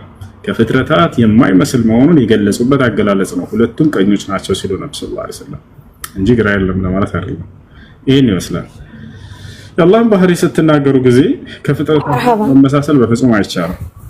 يجب إثبات ما أثبته الله لنفسه في كتابه وما أثبت له رسوله صلى الله عليه وسلم في سنته من غير تكييف ومن غير تشبيه ومن غير تعطيل ومن غير تمثيل. الله سبحانه وتعالى ባህሪያቶችን በቁርአን ላይ የመጡትን በሐዲስ ላይ የመጡትን ልክ እንደመጡ ማጽደቅ ግድ ይላል። ከማንም ፍጥረታት ጋር ሳታመሳስሉ እንዲህ ነው ብላችሁም በራሳችሁ ሳትፈላሰፉ ሳትገልጹ ስለታቸው ያንንም ውድቅ ሳታደርጉ ሳታግዙ ሳታረቁት እነዚህ سلفوች منهج ይሄ ነው። مذهب السلف في يعني هذه المسألة وغيرها من المسائل الدينية أسلم وأحكم وأعلم، وهو المذهب الصحيح الذي كان عليه النبي صلى الله عليه وسلم والصحابة ومن جاء بعدهم من الأئمة المعتبرين. እሺ ጥያቄ ደግሞ ለምሳሌ ትልቅ ሰው አለ አይደለም? ያኔ በተለምዶ ሄደ ያኔ የሞተ ሰው ሳይሆን አይ ያለ ሰው ዱአ አድርጉልኝ ማለት እንዴት ይታያል? ችግር የለውም። አንድ በህይወት ያለ አንድ ሙስሊም እኔ ወንጀለኛ ነኝና ያ ሰው ከኔ የተሻለ ነውና ዱአ አድርግልኝ ብሎ ማለት ይችላል? ሄዶ ይችላል። በህይወት ያለ ሰው ደግና መልካም ሰው ነው ብላችሁ የምታስቡትን ሄዳችሁ ዱአ አድርግልኝ ብላችሁ መጠየቅ ችግር የለውም፣ ትችላላችሁ። አላህ በቁርአን ላይ ተናግሯል፣ ሐዲስ ላይ ነብዩ ሰለላሁ ዐለይሂ ወሰለም ተናግረዋል። ሐዲስ ላይ የመጡ ሰዎች استغفر لنا ይሉ ነበር። استغفر لنا ولو انهم جاءوك فاستغفر الله واستغفر لهم الرسول لوجدوا الله توابا رحيما እያለ አላህ ይናገራል። ስለዚህ እነዚህ ሰዎች መተው ወደ አላህ ሱብሓነሁ ወተዓላ ምህረትን ቢማጸኑ አላህ ሱብሓነሁ ወተዓላ ይቅር ሊላቸው እንደሚችል ተናግሯል። ስለዚህ በህይወት ያለን ሰው ሄዳችሁ ዱዓ አድርግልኝ ማለት ችግር የለውም ይቻላል። እሺ ጀዛከላሁ ኸይረን ወይያኩም። አሰላሙ አለይኩም ወራህመቱላሂ ወበረካቱህ። ወአለይኩም ሰላም ወራህመቱላሂ ወበረካቱ። ጥያቄ ነበረኝ። እሺ ኒካህ አስሬ ነበር ከ5 ወር ምናምን በፊት ማለት ነው። ማሻአላህ መብሩክ። ለምን ሰርግ ሳትጠሪኝ ታዲያ? ታዝማን እና በሆነ ችግር ምክንያት ያ ኒካህ ማውረድ ፈልጌ ነበረ። እሺ እና ኒካው ደግሞ የታሰረው ሸሪዓ ፍርድ ቤት ነበር የተባለው፣ ግን የሸሪዓ ፍርድ ቤት ኡስታዝ አልተመቸኝም እንደዚህ ምናምን ብሎ ወደ ሌላ ኡስታዝ መርቷቸው ቤተሰብን ዝም ብሎ ያኒ ያለ ወረቀት ያለ ፊርማ ምናምን ዝም ብሎ ኒካው የታሰረ የነበረው። እሺ ቤተሰብ አባት ነበረሽ? አዎ አባቴና የሱ አባት እነሱ ናቸው ኒካውን ያሰሩት? አዎ ኡስታዝ ጋር ያኒ ያለምንም ወረቀት ያለምንም ፊርማ ምናምን ማለት ነው። እና ፊርማ ችግር የለውም አያስፈልግም። የኒካ አሳሪዎች 4 አካሎች እነዚህ እስከተገኙ ድረስ ኒካሁ ይፈጸማል። ሸሪዓዊ ኒካህ ነው። አንደኛ ባል መገኘት አለበት። ሁለተኛ የልጅቱ አባት መገኘት አለበት። አባቷ ከሌለ አያቷ፣ ከሌለ ወንድም፣ ከሌለ አጎት፣ ከሌለ አያት ያለ እነዚህ ነው። ሶስተኛ እና አራተኛ 2 ሻሂዶች ምስክሮች እኮ ኡስታዙ የዛኔ 2 ምስክር ይዛችሁ ሌላ ጊዜ መታችሁ ያልቃል። አሁን ደግሞ የመራቸው ኡስታዝ ጋር ሄደው ኒካውን አሰሩ እኮ። ባልሽ ተገኝቷል አይደል? እሱም ሩቅ ነው እኔም ሩቅ ነኝ። ባልሽ ውክልና ሰጠ? አዎ ለማን? ለአባቱ? ለአባቱ። እሺ ያንቺ አባት ደግሞ ተገኘ አይደል? አዎ ማሻአላህ። 2 ሻሂዶች ምስክሮች ተገኝተዋል? አዎ ማሻአላህ። ስለዚህ ተፈጽሟል። ኒካሁ በውክልና ይፈጸማል። በአካል መገኘት ካልቻለ ባል ሌላ ሰው ውክልና ሰጥቶ ኒካን ማሳሰር ይችላል። ኦኬ ያ ኒካ መውረድ የሚችለው እሱ ያለው ሌላ ቦታ ነውና እንዴት ነው? ካልተስማማቸውና አብራችሁ መኖር የማትችል ከሆነ ሊያለያይ የሚችል ችግር ካለ ለመታረቅ ሞክራችሁ ምንም መፍትሄ ከሌለው በስልክ ደውሎ ፈትቼሻለሁ ካለ ኒካው ይወርዳል። እሱ ስልክ ማውራት ምናምን የሚችልበት ሁኔታ ላይ አይደለም። እሱ ላይ አሁን ያለው እስር ቤት ነውና ይሄን ኒካኒ ማውረድ ፈለኩኝ። አይወጣም እሱ ከእስር ቤት ወይንም እስር ቤት ሄደሽ አንቺ ማግኘት አትችልም። እኔ ያለሁት እዚህ ዱባይ ነው። ስንገናኝ ያኔ በሌላ ነገር ነው እስር የተካሄደበት ገባሽ? እሱን እኛ ዶክተር ሰው ያስፈልጋል። የሚቻል ከሆነ እስር ቤት ልጅቱ ኒካህን መቀጠል አትችልም ብሎ አንድ ሰው እናገኘው ከሚገረውና ስለዚህ እሱ ፈትቼሻለሁ ካለ ቤተሰቦች ጋር ምናልባት ሊገናኝ ይችላል። የሚገናኝበትን መንገድ እሱ የሚገኝበትን መንገድ ሞክሪና በአንዱ ተወካይ አካል ያ ሰው ኒካህን አውርጃለሁ ይበል። የግድ እሱ ማለት አለበት? ካልሆነ ሸሪዓ ፍርድ ቤት ነው ቀጣይ የሚሆነው። እሱ መገኘት የማይችል ከሆነ እዛ እስር ቤት የሚቆይ ከሆነ ብዙ አመታቶችን ጥቂት ጊዜ ከሆነ የሚቆየው ታገሽ ጠብቂውና የዛኔ መፍትሄ ታደርጋላችሁ። ነገር ግን ብዙ አመታቶችን የሚቆይ ከሆነ እሺ እሱን እዛ ሄዶ የሚያገኘው አካል አለ። እናት አባቶች አሉ እዛ ወንድሞች ነው በቃ። ስለዚህ ይሄን ነገር እስር ቤት ሄደው ያወሩት ቤተሰቦች ኢንሻአላህ። ሌላ ጥያቄ ደግሞ ሴት ልጅ ሀይድ ላይ ሆና ቁርአን መንካት አትችልም አይደል? ቁርአን ሳትነካ መቅራት ይፈቀድላታል? በዑለሞች መካከል ኺላፍ አለው ይቻላል አይቻልም በሚለው። ነገር ግን ሴት ልጅ በወር አበባ ጊዜ በህፍዟ መቅራት ትችላለች። ሞባይሉን ይዛ መቅራት ትችላለች። لأن الجوال لا يأخذ حكم المصحف። ሌላኛው በጨርቅ ወይንም በጓንት የወረቀቱን ቁርአን ሙስሐፍን ይዛ መቅራት ትችላለች። ይሄ ነው የማይቻለው። ምንድነው? ያለ ጨርቅ ያለ ጓንት በቀጥታ በእጇ ይዛ መቅራት እሱ ነው የማይቻለው። አላህ በቁርአን ላይ لا يمسه إلا المطهرون ይላል። የተጠራሩ ሰዎች ካልሆነ በስተቀር አይነኩትም ይላል። ነብያችን ሰለላሁ ዐለይሂ ወሰለም لا يمس المصحف إلا طاهر ቁርአንን ጣራ የሆነ ሰው ካልሆነ በስተቀር እንዳይነካው አሉ። መንካትን የከለከሉት እንጂ መቅራትን አልከለከሉም። ስለዚህ ነው ሌሎች ዑለሞች ደግሞ አይቻልም ይላሉ። مثل الشيخ صالح الفوزان وغيره እና በዑለሞች መካከል ኺላፍ ያለው ጉዳይ ነው። እኔ ትክክል ነው ብዬ የማምነው የመጀመሪያው ነው። ቁርአንም ሐዲስም ላይ ሴት ልጅ ሀይድ ላይ ሆና አትቅራ የሚል ሳይሆን አትንካ የሚል ነው ያለው። መንካትን የከለከለው እንጂ መቅራትን የሚከለክል ቁርአንም ሆነ ሐዲስ የለም። እሺ ሽክራን ጀዛክላ። እሺ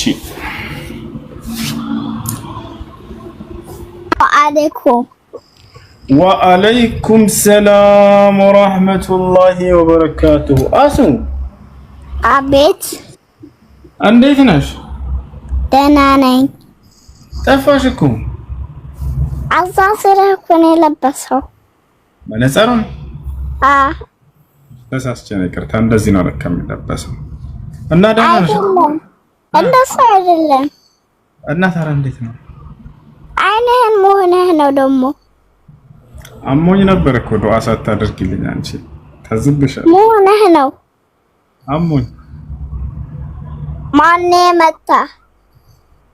እኔ ሰው አይመታኝም። እስኪ እንትን ቻላየሽው? አይቼዋለሁ። ማን መታ? ሰው መተኛ አይደለም። ምን እንደሆንኩ አላውቅም። ይኸው ታመምኩኝ። ዱዓ ግን አላደረግሽልኝም አንቺ። ምንድን? አሱ አቤት። ስንት ዓመትሽ ሆነ?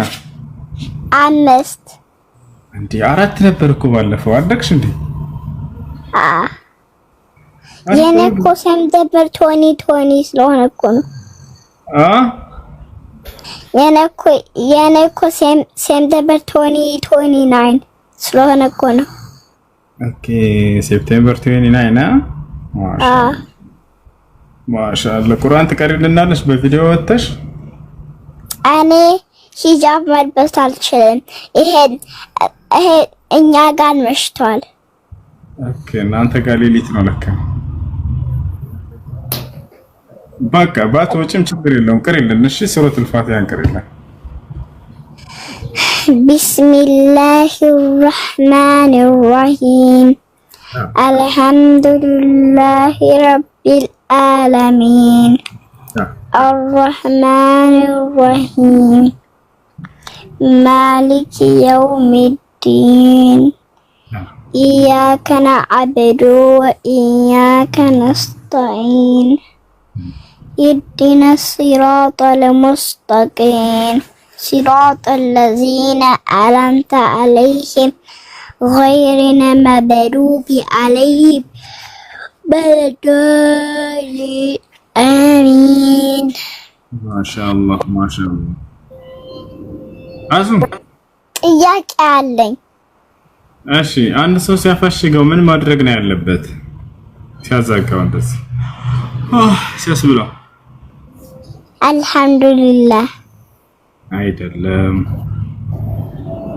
ነው። አሁን ልንገርሽ እሺ፣ እንዳትረሺው ሌላ ጊዜ ስለምጠይቅሽ እሺ። እሺ ነብዩ ሰለላሁ ዐለይሂ ወሰለም አሉ መሰለሽ إذا تثاءب أحدكم فليمسك بيده على فيه فإن الشيطان يضحك.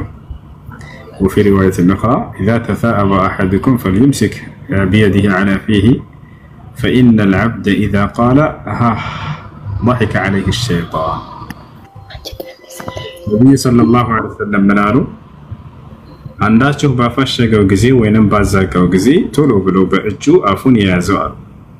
ያዝ እንደዚህ ሲል የት ነው የምትሄደው ብላሽ ያዝ አድርገው። እኔም ኢንሻአላህ ማሻአላህ። እና እንደሱ ነው የሚደረገው። ጥያቄ አለኝ። ጥያቄሽ ምንድን ነው? ጁማአ ሆኖ ኹጥባ የተደረገ እንዳለ ሁሉም ሰው እያወራ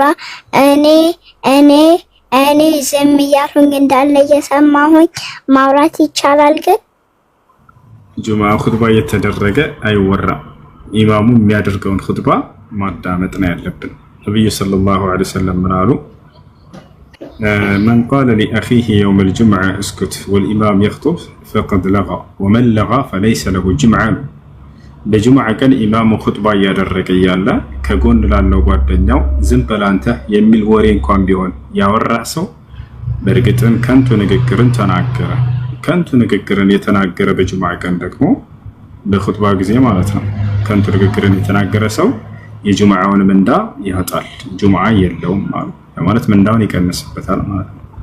ለምን ከተባለ ኢማሙ ኹጥባ እያደረገ ከሆነ እሱን ማዳመጥ ነው እንጂ ያለብን ከጎን ለጎን ሰዎች እንዲያወሩ አይፈቀድም ኢማሙ ኹጥባ እያደረገ ከሆነ።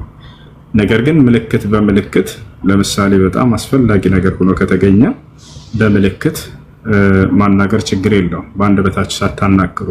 ለምሳሌ አንድ ሰው መጥቶ አጠገባችሁ ሊሰግድ ካለ ጠጋ ልትሉለት ፈልጋችሁ ብላችሁ ወደዚህና ቁጭ በል። ልክ ደንቆሮች ወይንም ይቅርታ መስማት የተሳናቸው ሰዎች በሚያወሩበት ቋንቋ አለ አይደል? እንደዛ ችግር የለውም።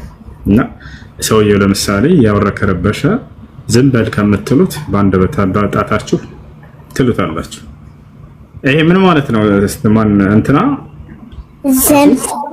ዝም በል ማለት ናት አይደለች? ታያታለሽ ጓደኛሽ እያወራች ከሆነ በጁምዓ ቀን እንጂ ዝም በይ አይወራም ጁምዓ ነው እኮ አሁን አይባልም። እሱን ራሱን እንዳትያዝ በአንደበትሽ።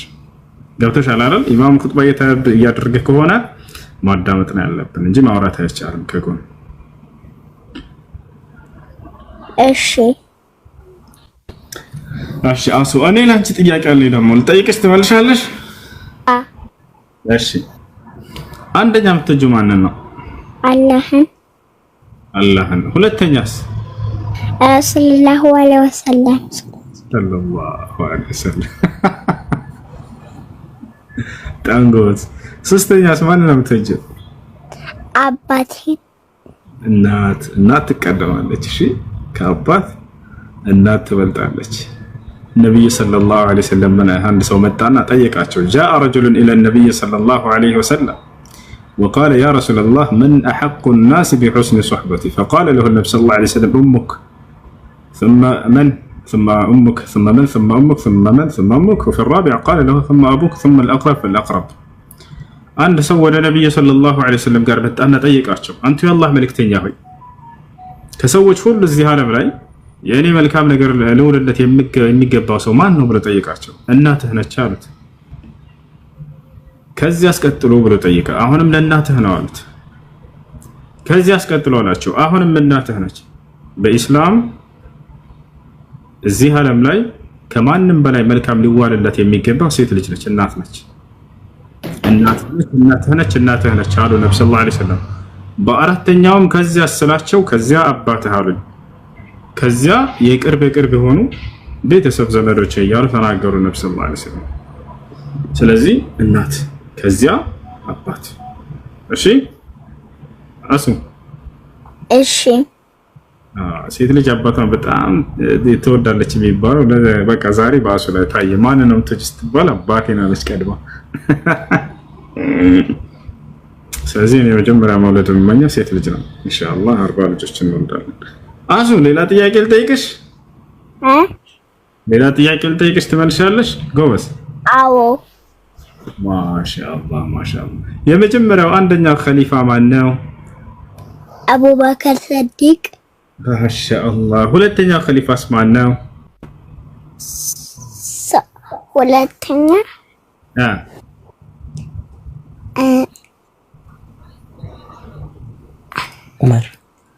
ዑመር ሰለላሁ ዐለይሂ ወሰለም።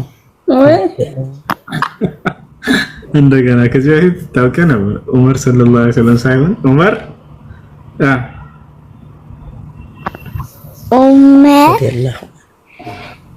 ረዲየላሁ አንሁ። ሶስተኛስ ማን ነው? ዑስማን ረዲየላሁ አንሁ። ማሻአላህ። አራተኛስ ማን ነው?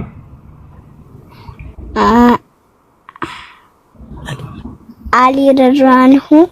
ኮርጀሽ ነው አይደለ? ተነቅቶብሻል። ትኮርጃለሽ እንዴ? ጎበዝ። እሺ እስከለር ነው። ጎበዝ ልጅ ማሻአላህ። አላህ ይጨምርልሽ። እሺ ቁርአን ቅሪ በደንብ። እሺ ያሱ በጣም እንወድሃለን። አትመጣም እንዴ? እኔም ለአላህ ስለወዳቸዋለሁ። ኢንሻአላህ አንድ ቀን ጓደኛዎቼም ና እያልኩክ ነው። ኢንሻአላህ እኔም እመጣለሁ። ኢንሻአላህ እኔም ለአላህ ስለወዳቸዋለሁ። አይንህን አላህ ያሽር። አሚን። እሺ ሌላ ዱዓ ታደርግልኝ? ወአለይኩም ወአለይኩም ሰላም ወራህመቱላሂ ወበረካቱ።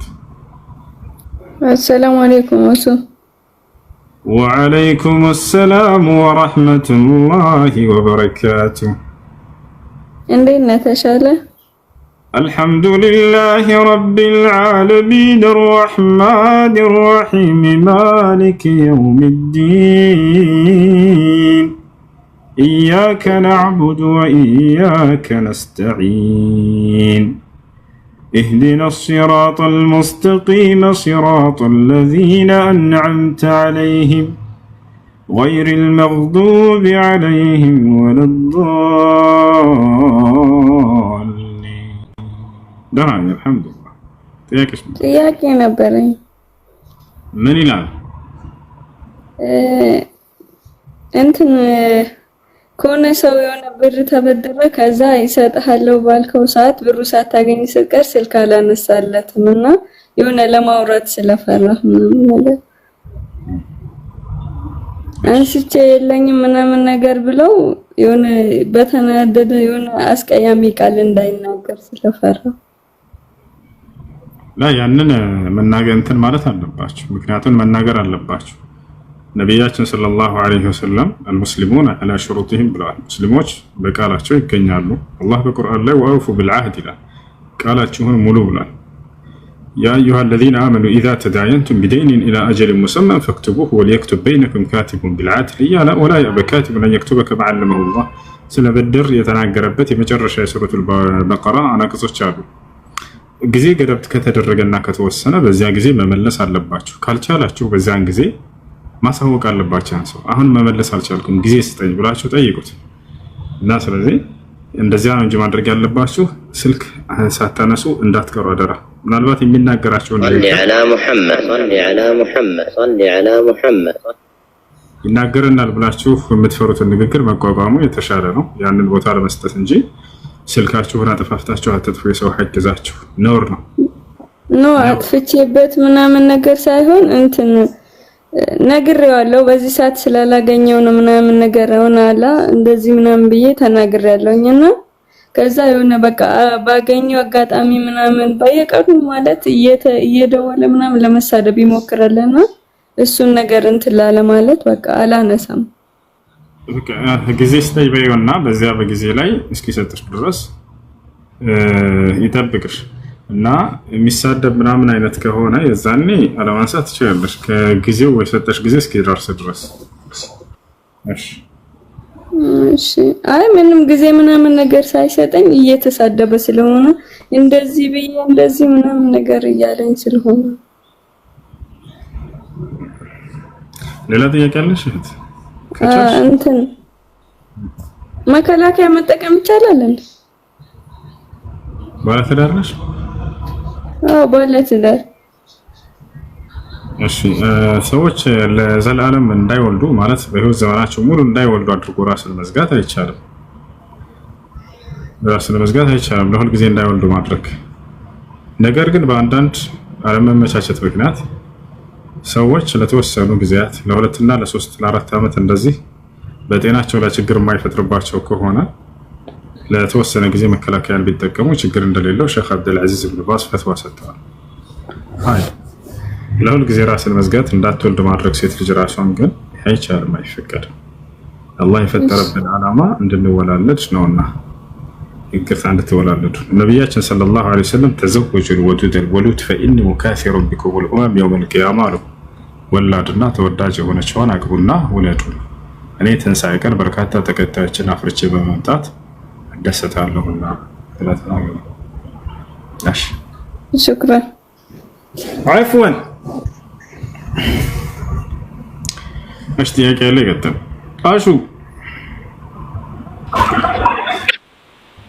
አሹ አለ ከላይ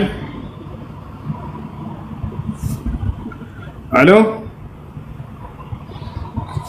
እሺ ጥያቄ ያለ ይቀጥል። ጥያቄ ያለ ይቀጥል ብዬ ዝም ካላችሁ ቁርአን መቅራት ከጀመርኩ በኋላ ጥያቄ ያለ እንዳትልሽ ልጆች። ሰላም አለይኩም። ወአለይኩም ሰላም። ሰላም ነው። እሱ ጥያቄ አለኝ።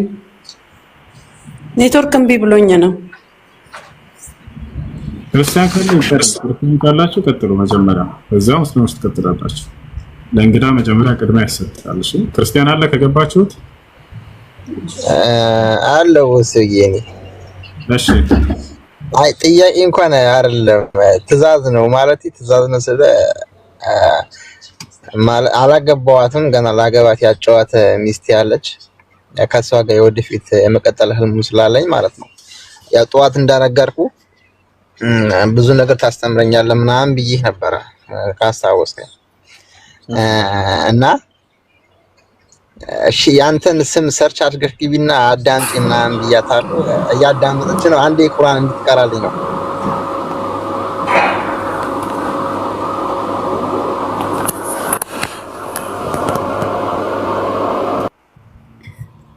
ቁርአን እንድትቀራልኝ ነው ያልከው? አዎ እየሰማችክ ስለሆነ እሷም እንድትቀራልኝ ብዬ ነው እና ከዛ ጥያቄ እንቀጥላለሁ። እሺ ቁርአን ሰማ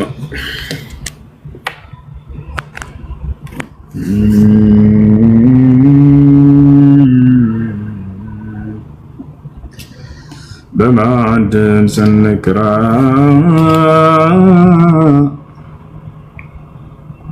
አሁን ሰላም አለይኩም ወራህመቱላሂ ወበረካቱ። በማን ድምፅ እንቅራ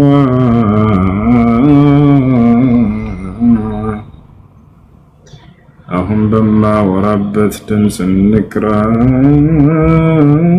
ወይኔ ሳልጠይቀው ወይስ በአቡበክር ሻጥሪ እንቅራ ወይስ በሱዳንኛ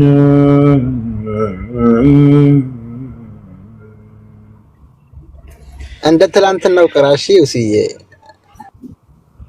እሺ በዓሊ ጃብር መቅራት እንችላለን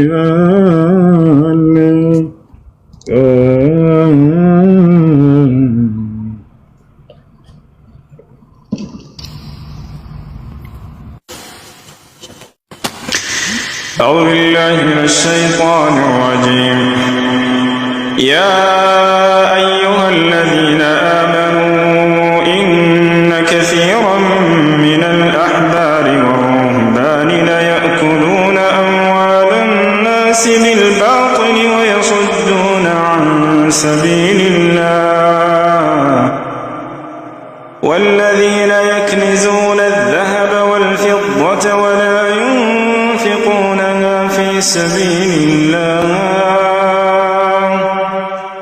ولا ينفقونها في سبيل الله فبشرهم بعذاب أليم يوم يحمى عليها في نار جهنم فتكوى بها جباههم وجنوبهم وظهورهم هذا ما كنزتم لأنفسكم فذوقوا ما كنتم تكنزون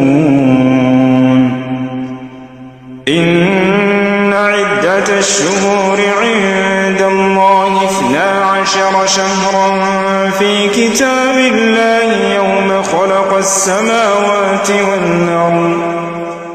يوم خلق السماوات والأرض منها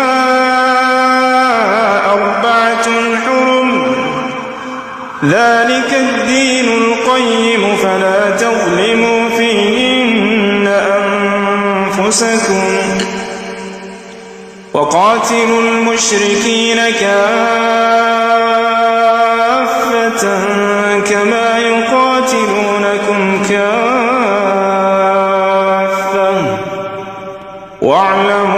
واعلموا أن الله مع المتقين إنما النسيء زيادة في الكفر يضل به الذين كفروا يحلونه عاما ويحرمونه عاما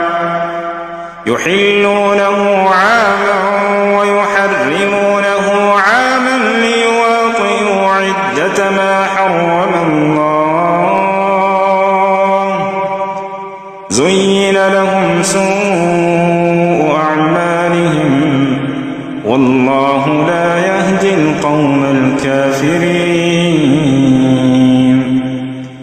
يا أيها الذين آمنوا ما لكم إذا قيل لكم انفروا في سبيل الله اثاقلتم إلى الأرض أرضيتم بالحياة الدنيا من الآخرة فما متاع الحياة الدنيا في الآخرة إلا قليل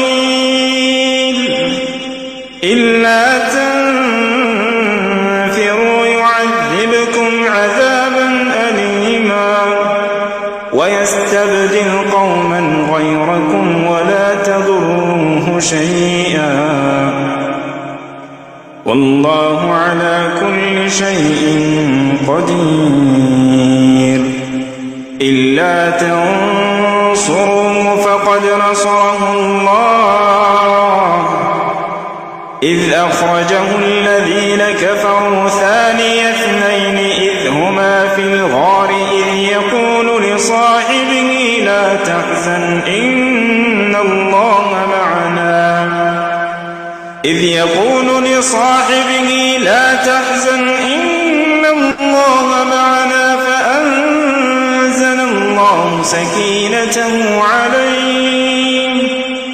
فأنزل الله سكينته عليه وأيده بجنود لم تروها وجعل كلمة الذين كفروا السفلى وكلمة الله هي العليا والله عزيز حكيم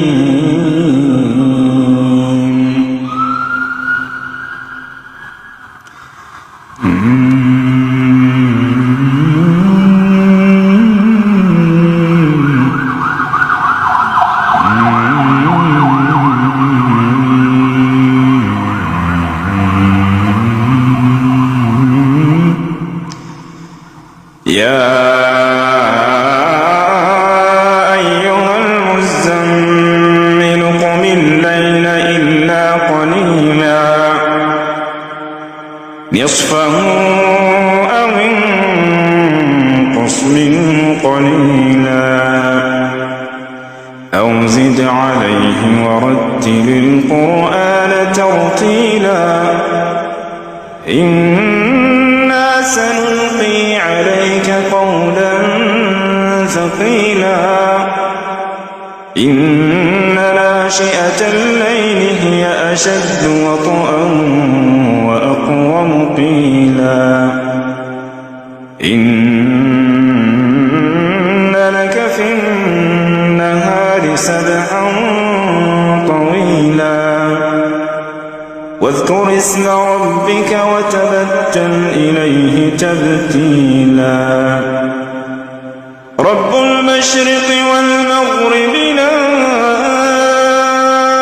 إله إلا هو فاتخذه وكيلا واصبر على ما يقولون واهجرهم هجرا جميلا وذرني والمكذبين أولي النعمة ومهلهم قليلا إن لدينا أنكالا وجحيما وطعاما ذا غصة وعذابا أليما يوم ترجف الأرض والجبال وكانت الجبال كثيبا مهيلا إنا أرسلنا إليكم رسولا شاهدا عليكم كما أرسلنا إلى فرعون رسولا فعصى فرعون الرسول فأخذناه أخذا وبيلا فكيف تتقون إن كفرتم يوما يجعل الولدان شيبا السماء منفطر به كان وعده مفعولا إن هذه تذكرة فمن شاء اتخذ إلى ربه سبيلا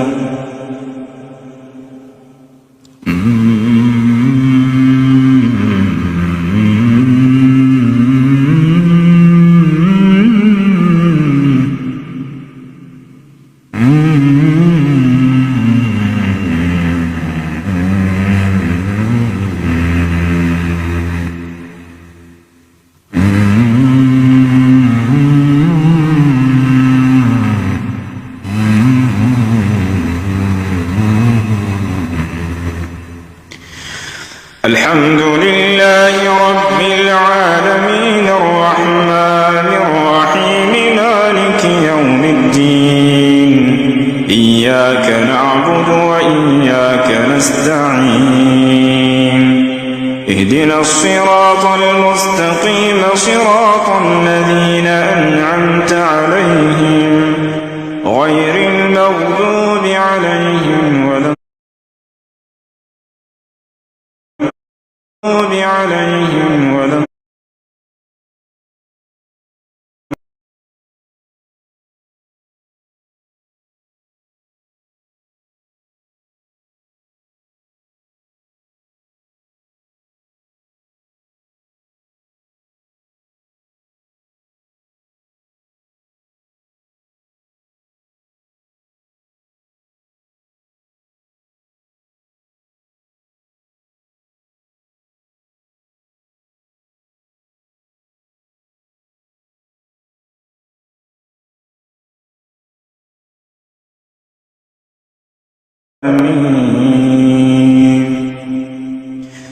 وكأين من آية في السماوات والأرض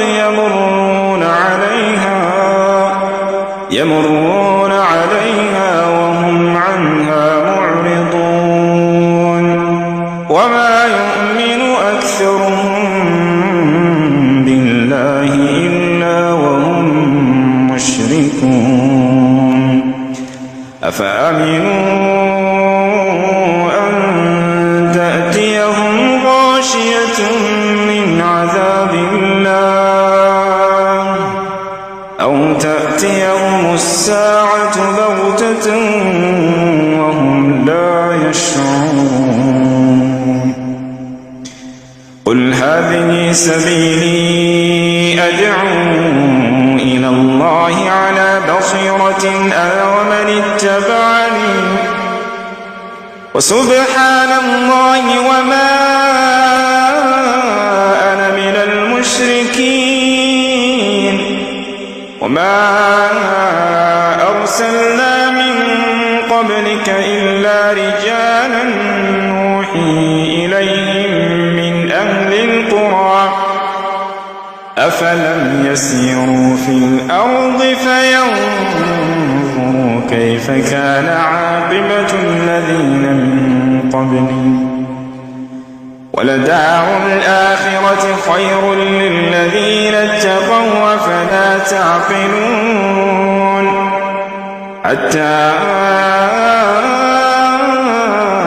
إذا استيأس الرسل وظنوا أنهم قد كذبوا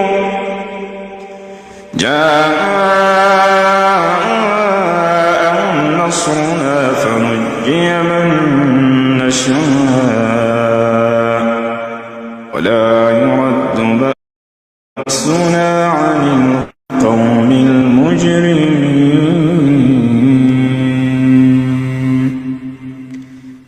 لقد كان في قصصهم عبرة لأولي الألباب ما كان حديثا يفترى ولكن تصديق الذي بين يديه ما كان حديثا يفترى ولكن تصديق الذي بين يديه وتفصيل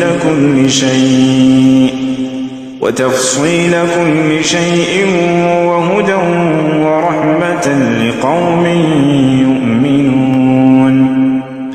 بسم الله الرحمن الرحيم.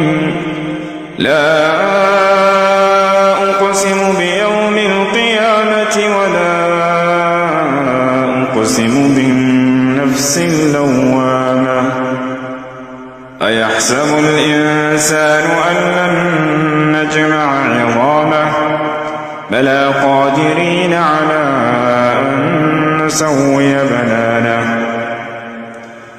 بل يريد الإنسان ليفجر أمامه يسأل أيان يوم القيامة فإذا برق البصر خسف القمر وجمع الشمس والقمر يقول الإنسان يومئذ أين المفر كلا لا وزر إلى ربك يومئذ المستقر ينبأ الإنسان يومئذ بما قدم وأخر بل الإنسان على نفسه بصيرة ولو ألقى معاذيره لا تحرك به لسانك لتعجل به إن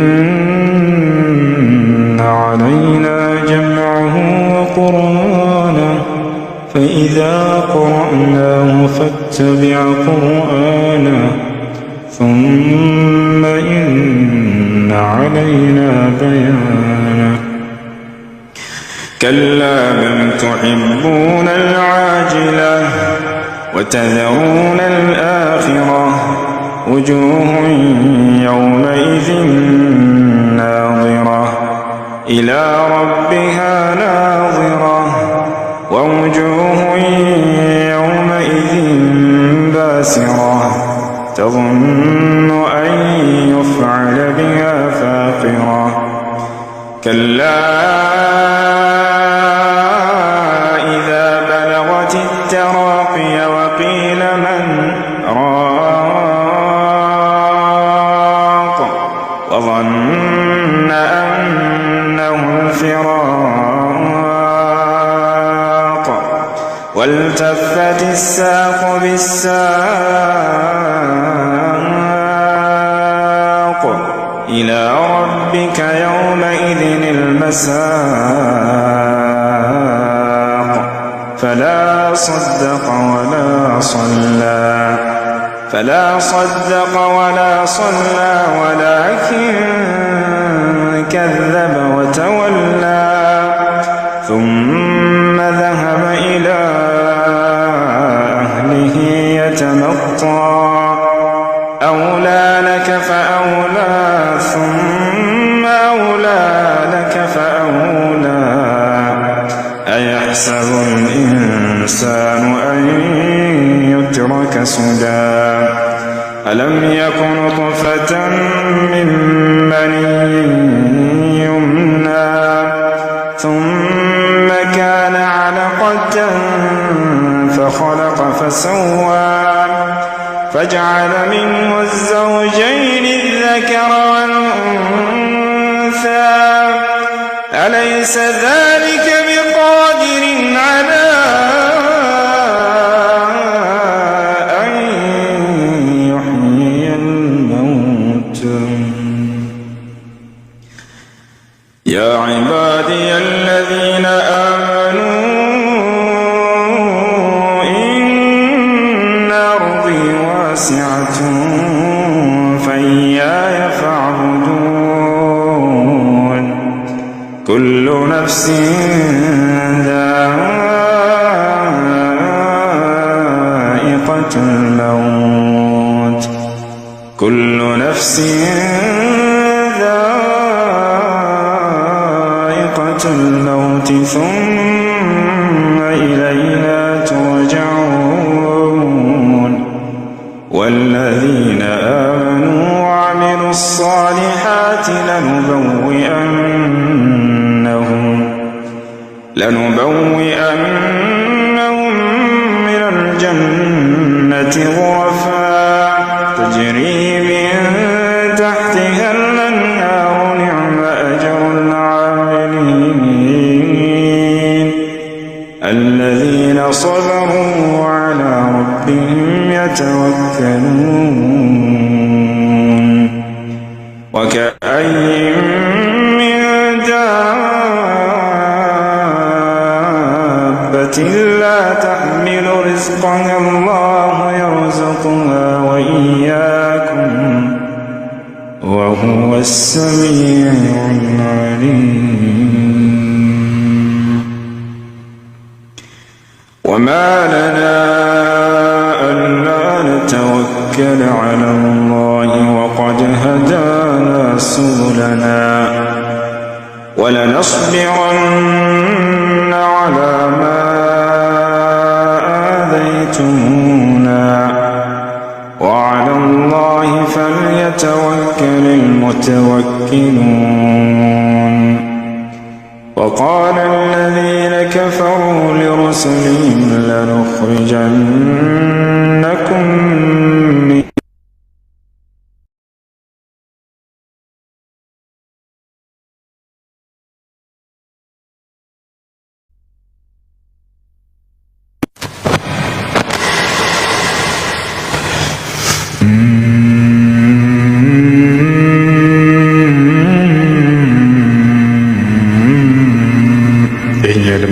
ደግሞ መቃም አልኩርዲ ይባላል። 8 አይነት የድምፅ ቅላጼዎች አሉ። ዓለም አቀፍ ቃሪዎች ዘንድ ታዋቂ የሆኑ ከዚህ በፊት ነግሬያቸዋለሁ። ይሄ ኩርዲ ይባላል። ኩርዲ ስያሜያቸው ከኛ በፊት የነበሩ ከአሁን ካለው ዘመን ማለት ነው በየሀገራቸው ይሰየማሉ። የዛች ሀገር ሰዎች ለየት ያለ የድምፅ ቅላጼ ይኖራቸዋል። ሂጃዝ ለምሳሌ ወደ ሳውዲ አካባቢ ሂጃዝ ይባላል። ልክ ኩርዲ የሚለው ደግሞ ኩርዲስታን ለኢራቅ በኢራቅ ላይ የምትገኝ ከተማ የዛች አካባቢ ሰዎች የሚቀሩበት የድምፅ ቅላጼ ነው። ነሃውንድ የሚባል አለ፣ ኢራን ላይ የሚገኝ ከተማ ነው። የዚህ አካባቢ ሙስሊም ሰዎች ሲቀሩ በዚህ መንገድ ይቀሩ ነበር። በዚህ መልኩ ተሰይመዋል። ለምሳሌ ኩርዲ የሚባለው الحمد لله رب العالمين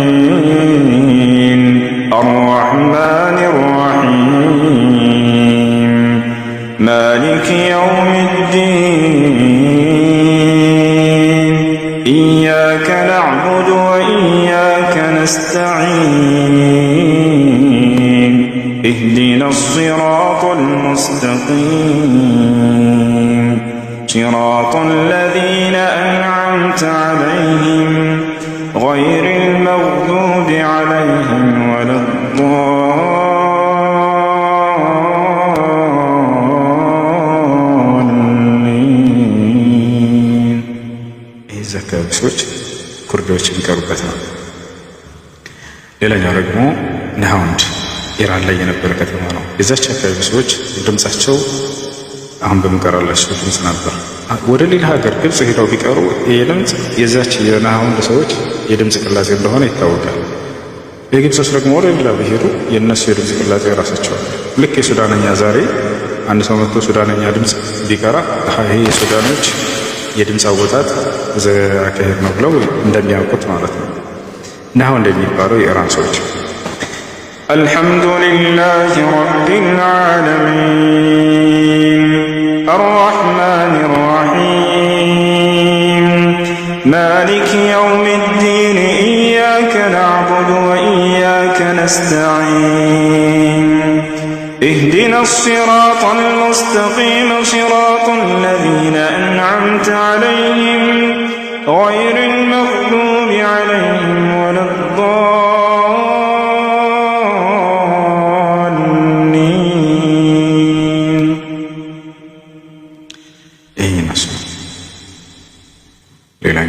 ሂጃዝ የሳውዲ አረቢያ የድሮ ስሟ ነው። እነዚህ ንጉሶች የሰዎች ቤተሰብ ሳይመጡ በፊት ሂጃዝ ተብላ ትጠራለች።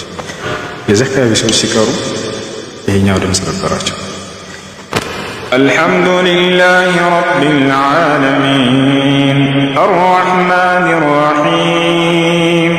مالك يوم الدين إياك نعبد وإياك نستعين اهدنا الصراط المستقيم صراط الذين أنعمت عليهم غير المغضوب عليهم ولا الضالين.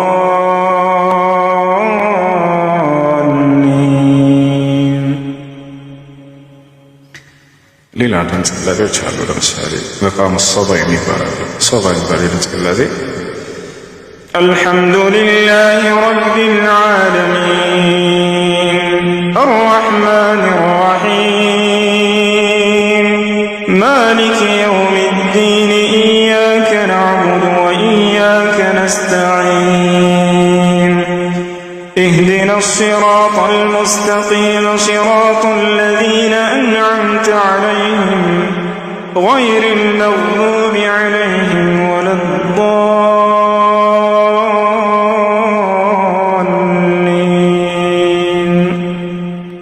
يتوسع نقرأت قل يا عبادي الذين أسرفوا على أنفسهم لا تقنطوا من رحمة الله إن الله يغفر الذنوب جميعا إنه هو الغفور الرحيم وأنيبوا إلى ربكم وأسلموا له من قبل أن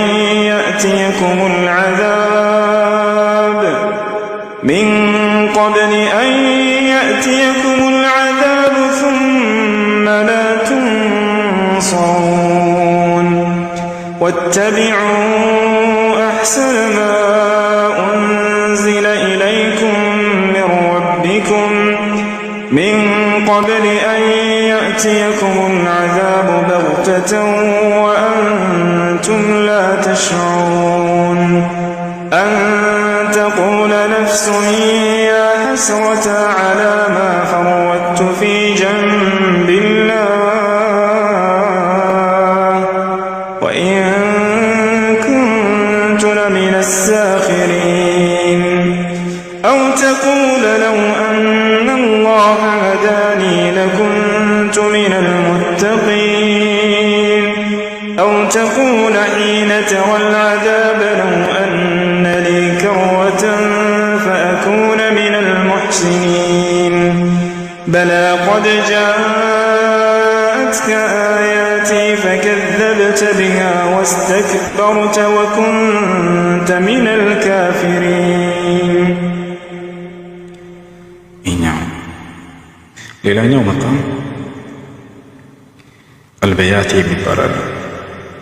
እሱኛው ደግሞ መቃም አልበያቲ الحمد لله رب العالمين الرحمن الرحيم مالك يوم الدين إياك نعبد وإياك نستعين اهدنا الصراط المستقيم صراط الذين أنعمت عليهم غير المغضوب عليهم ولا الضالين.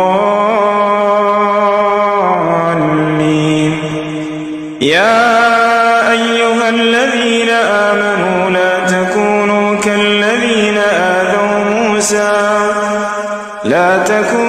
كالذين آذوا موسى فبرأه الله مما قالوا وكان عند الله وجيها.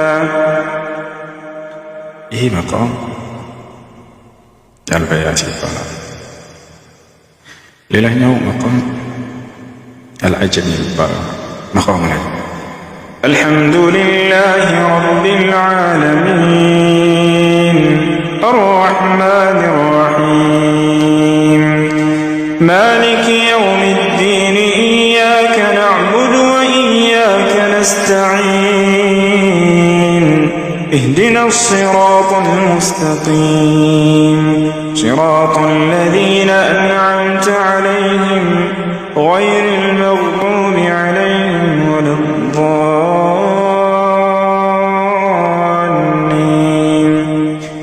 وإذا جاءك الذين يؤمنون بآياتنا فقل سلام كتب ربكم على نفسه الرحمة أنه من عمل منكم سوءا بجهالة ثم تاب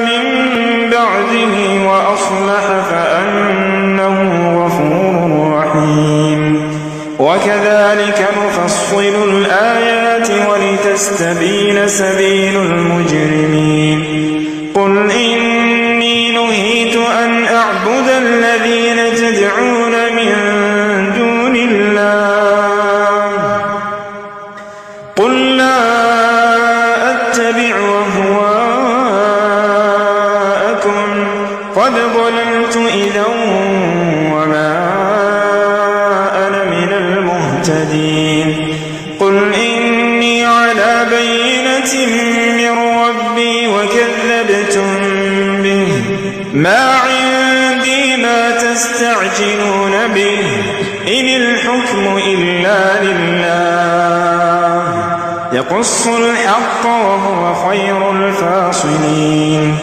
قل لو أن عندي ما تستعجلون به لقضي الأمر بيني وبينكم والله أعلم بالظالمين.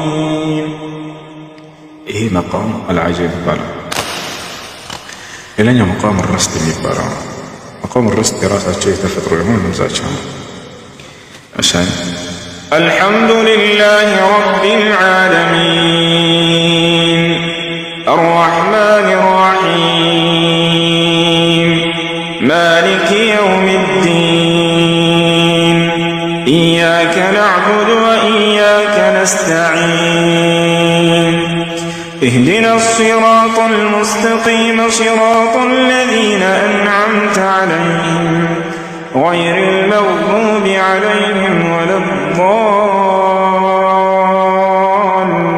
الضالين وإذ قال ربك للملائكة إني جاعل في الأرض خليفة قالوا أتجعل فيها من يفسد فيها ويسفك الدماء ونحن نسبح بحمدك ونقدس لك قال إني أعلم ما لا تعلمون وعلم آدم الأسماء كلها ثم عرضهم على الملائكة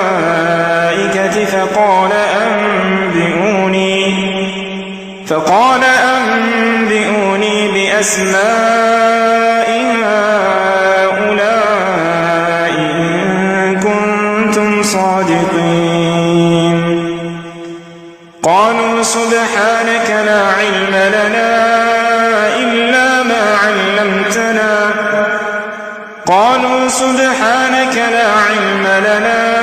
إلا ما علمتنا إنك أنت العليم الحكيم.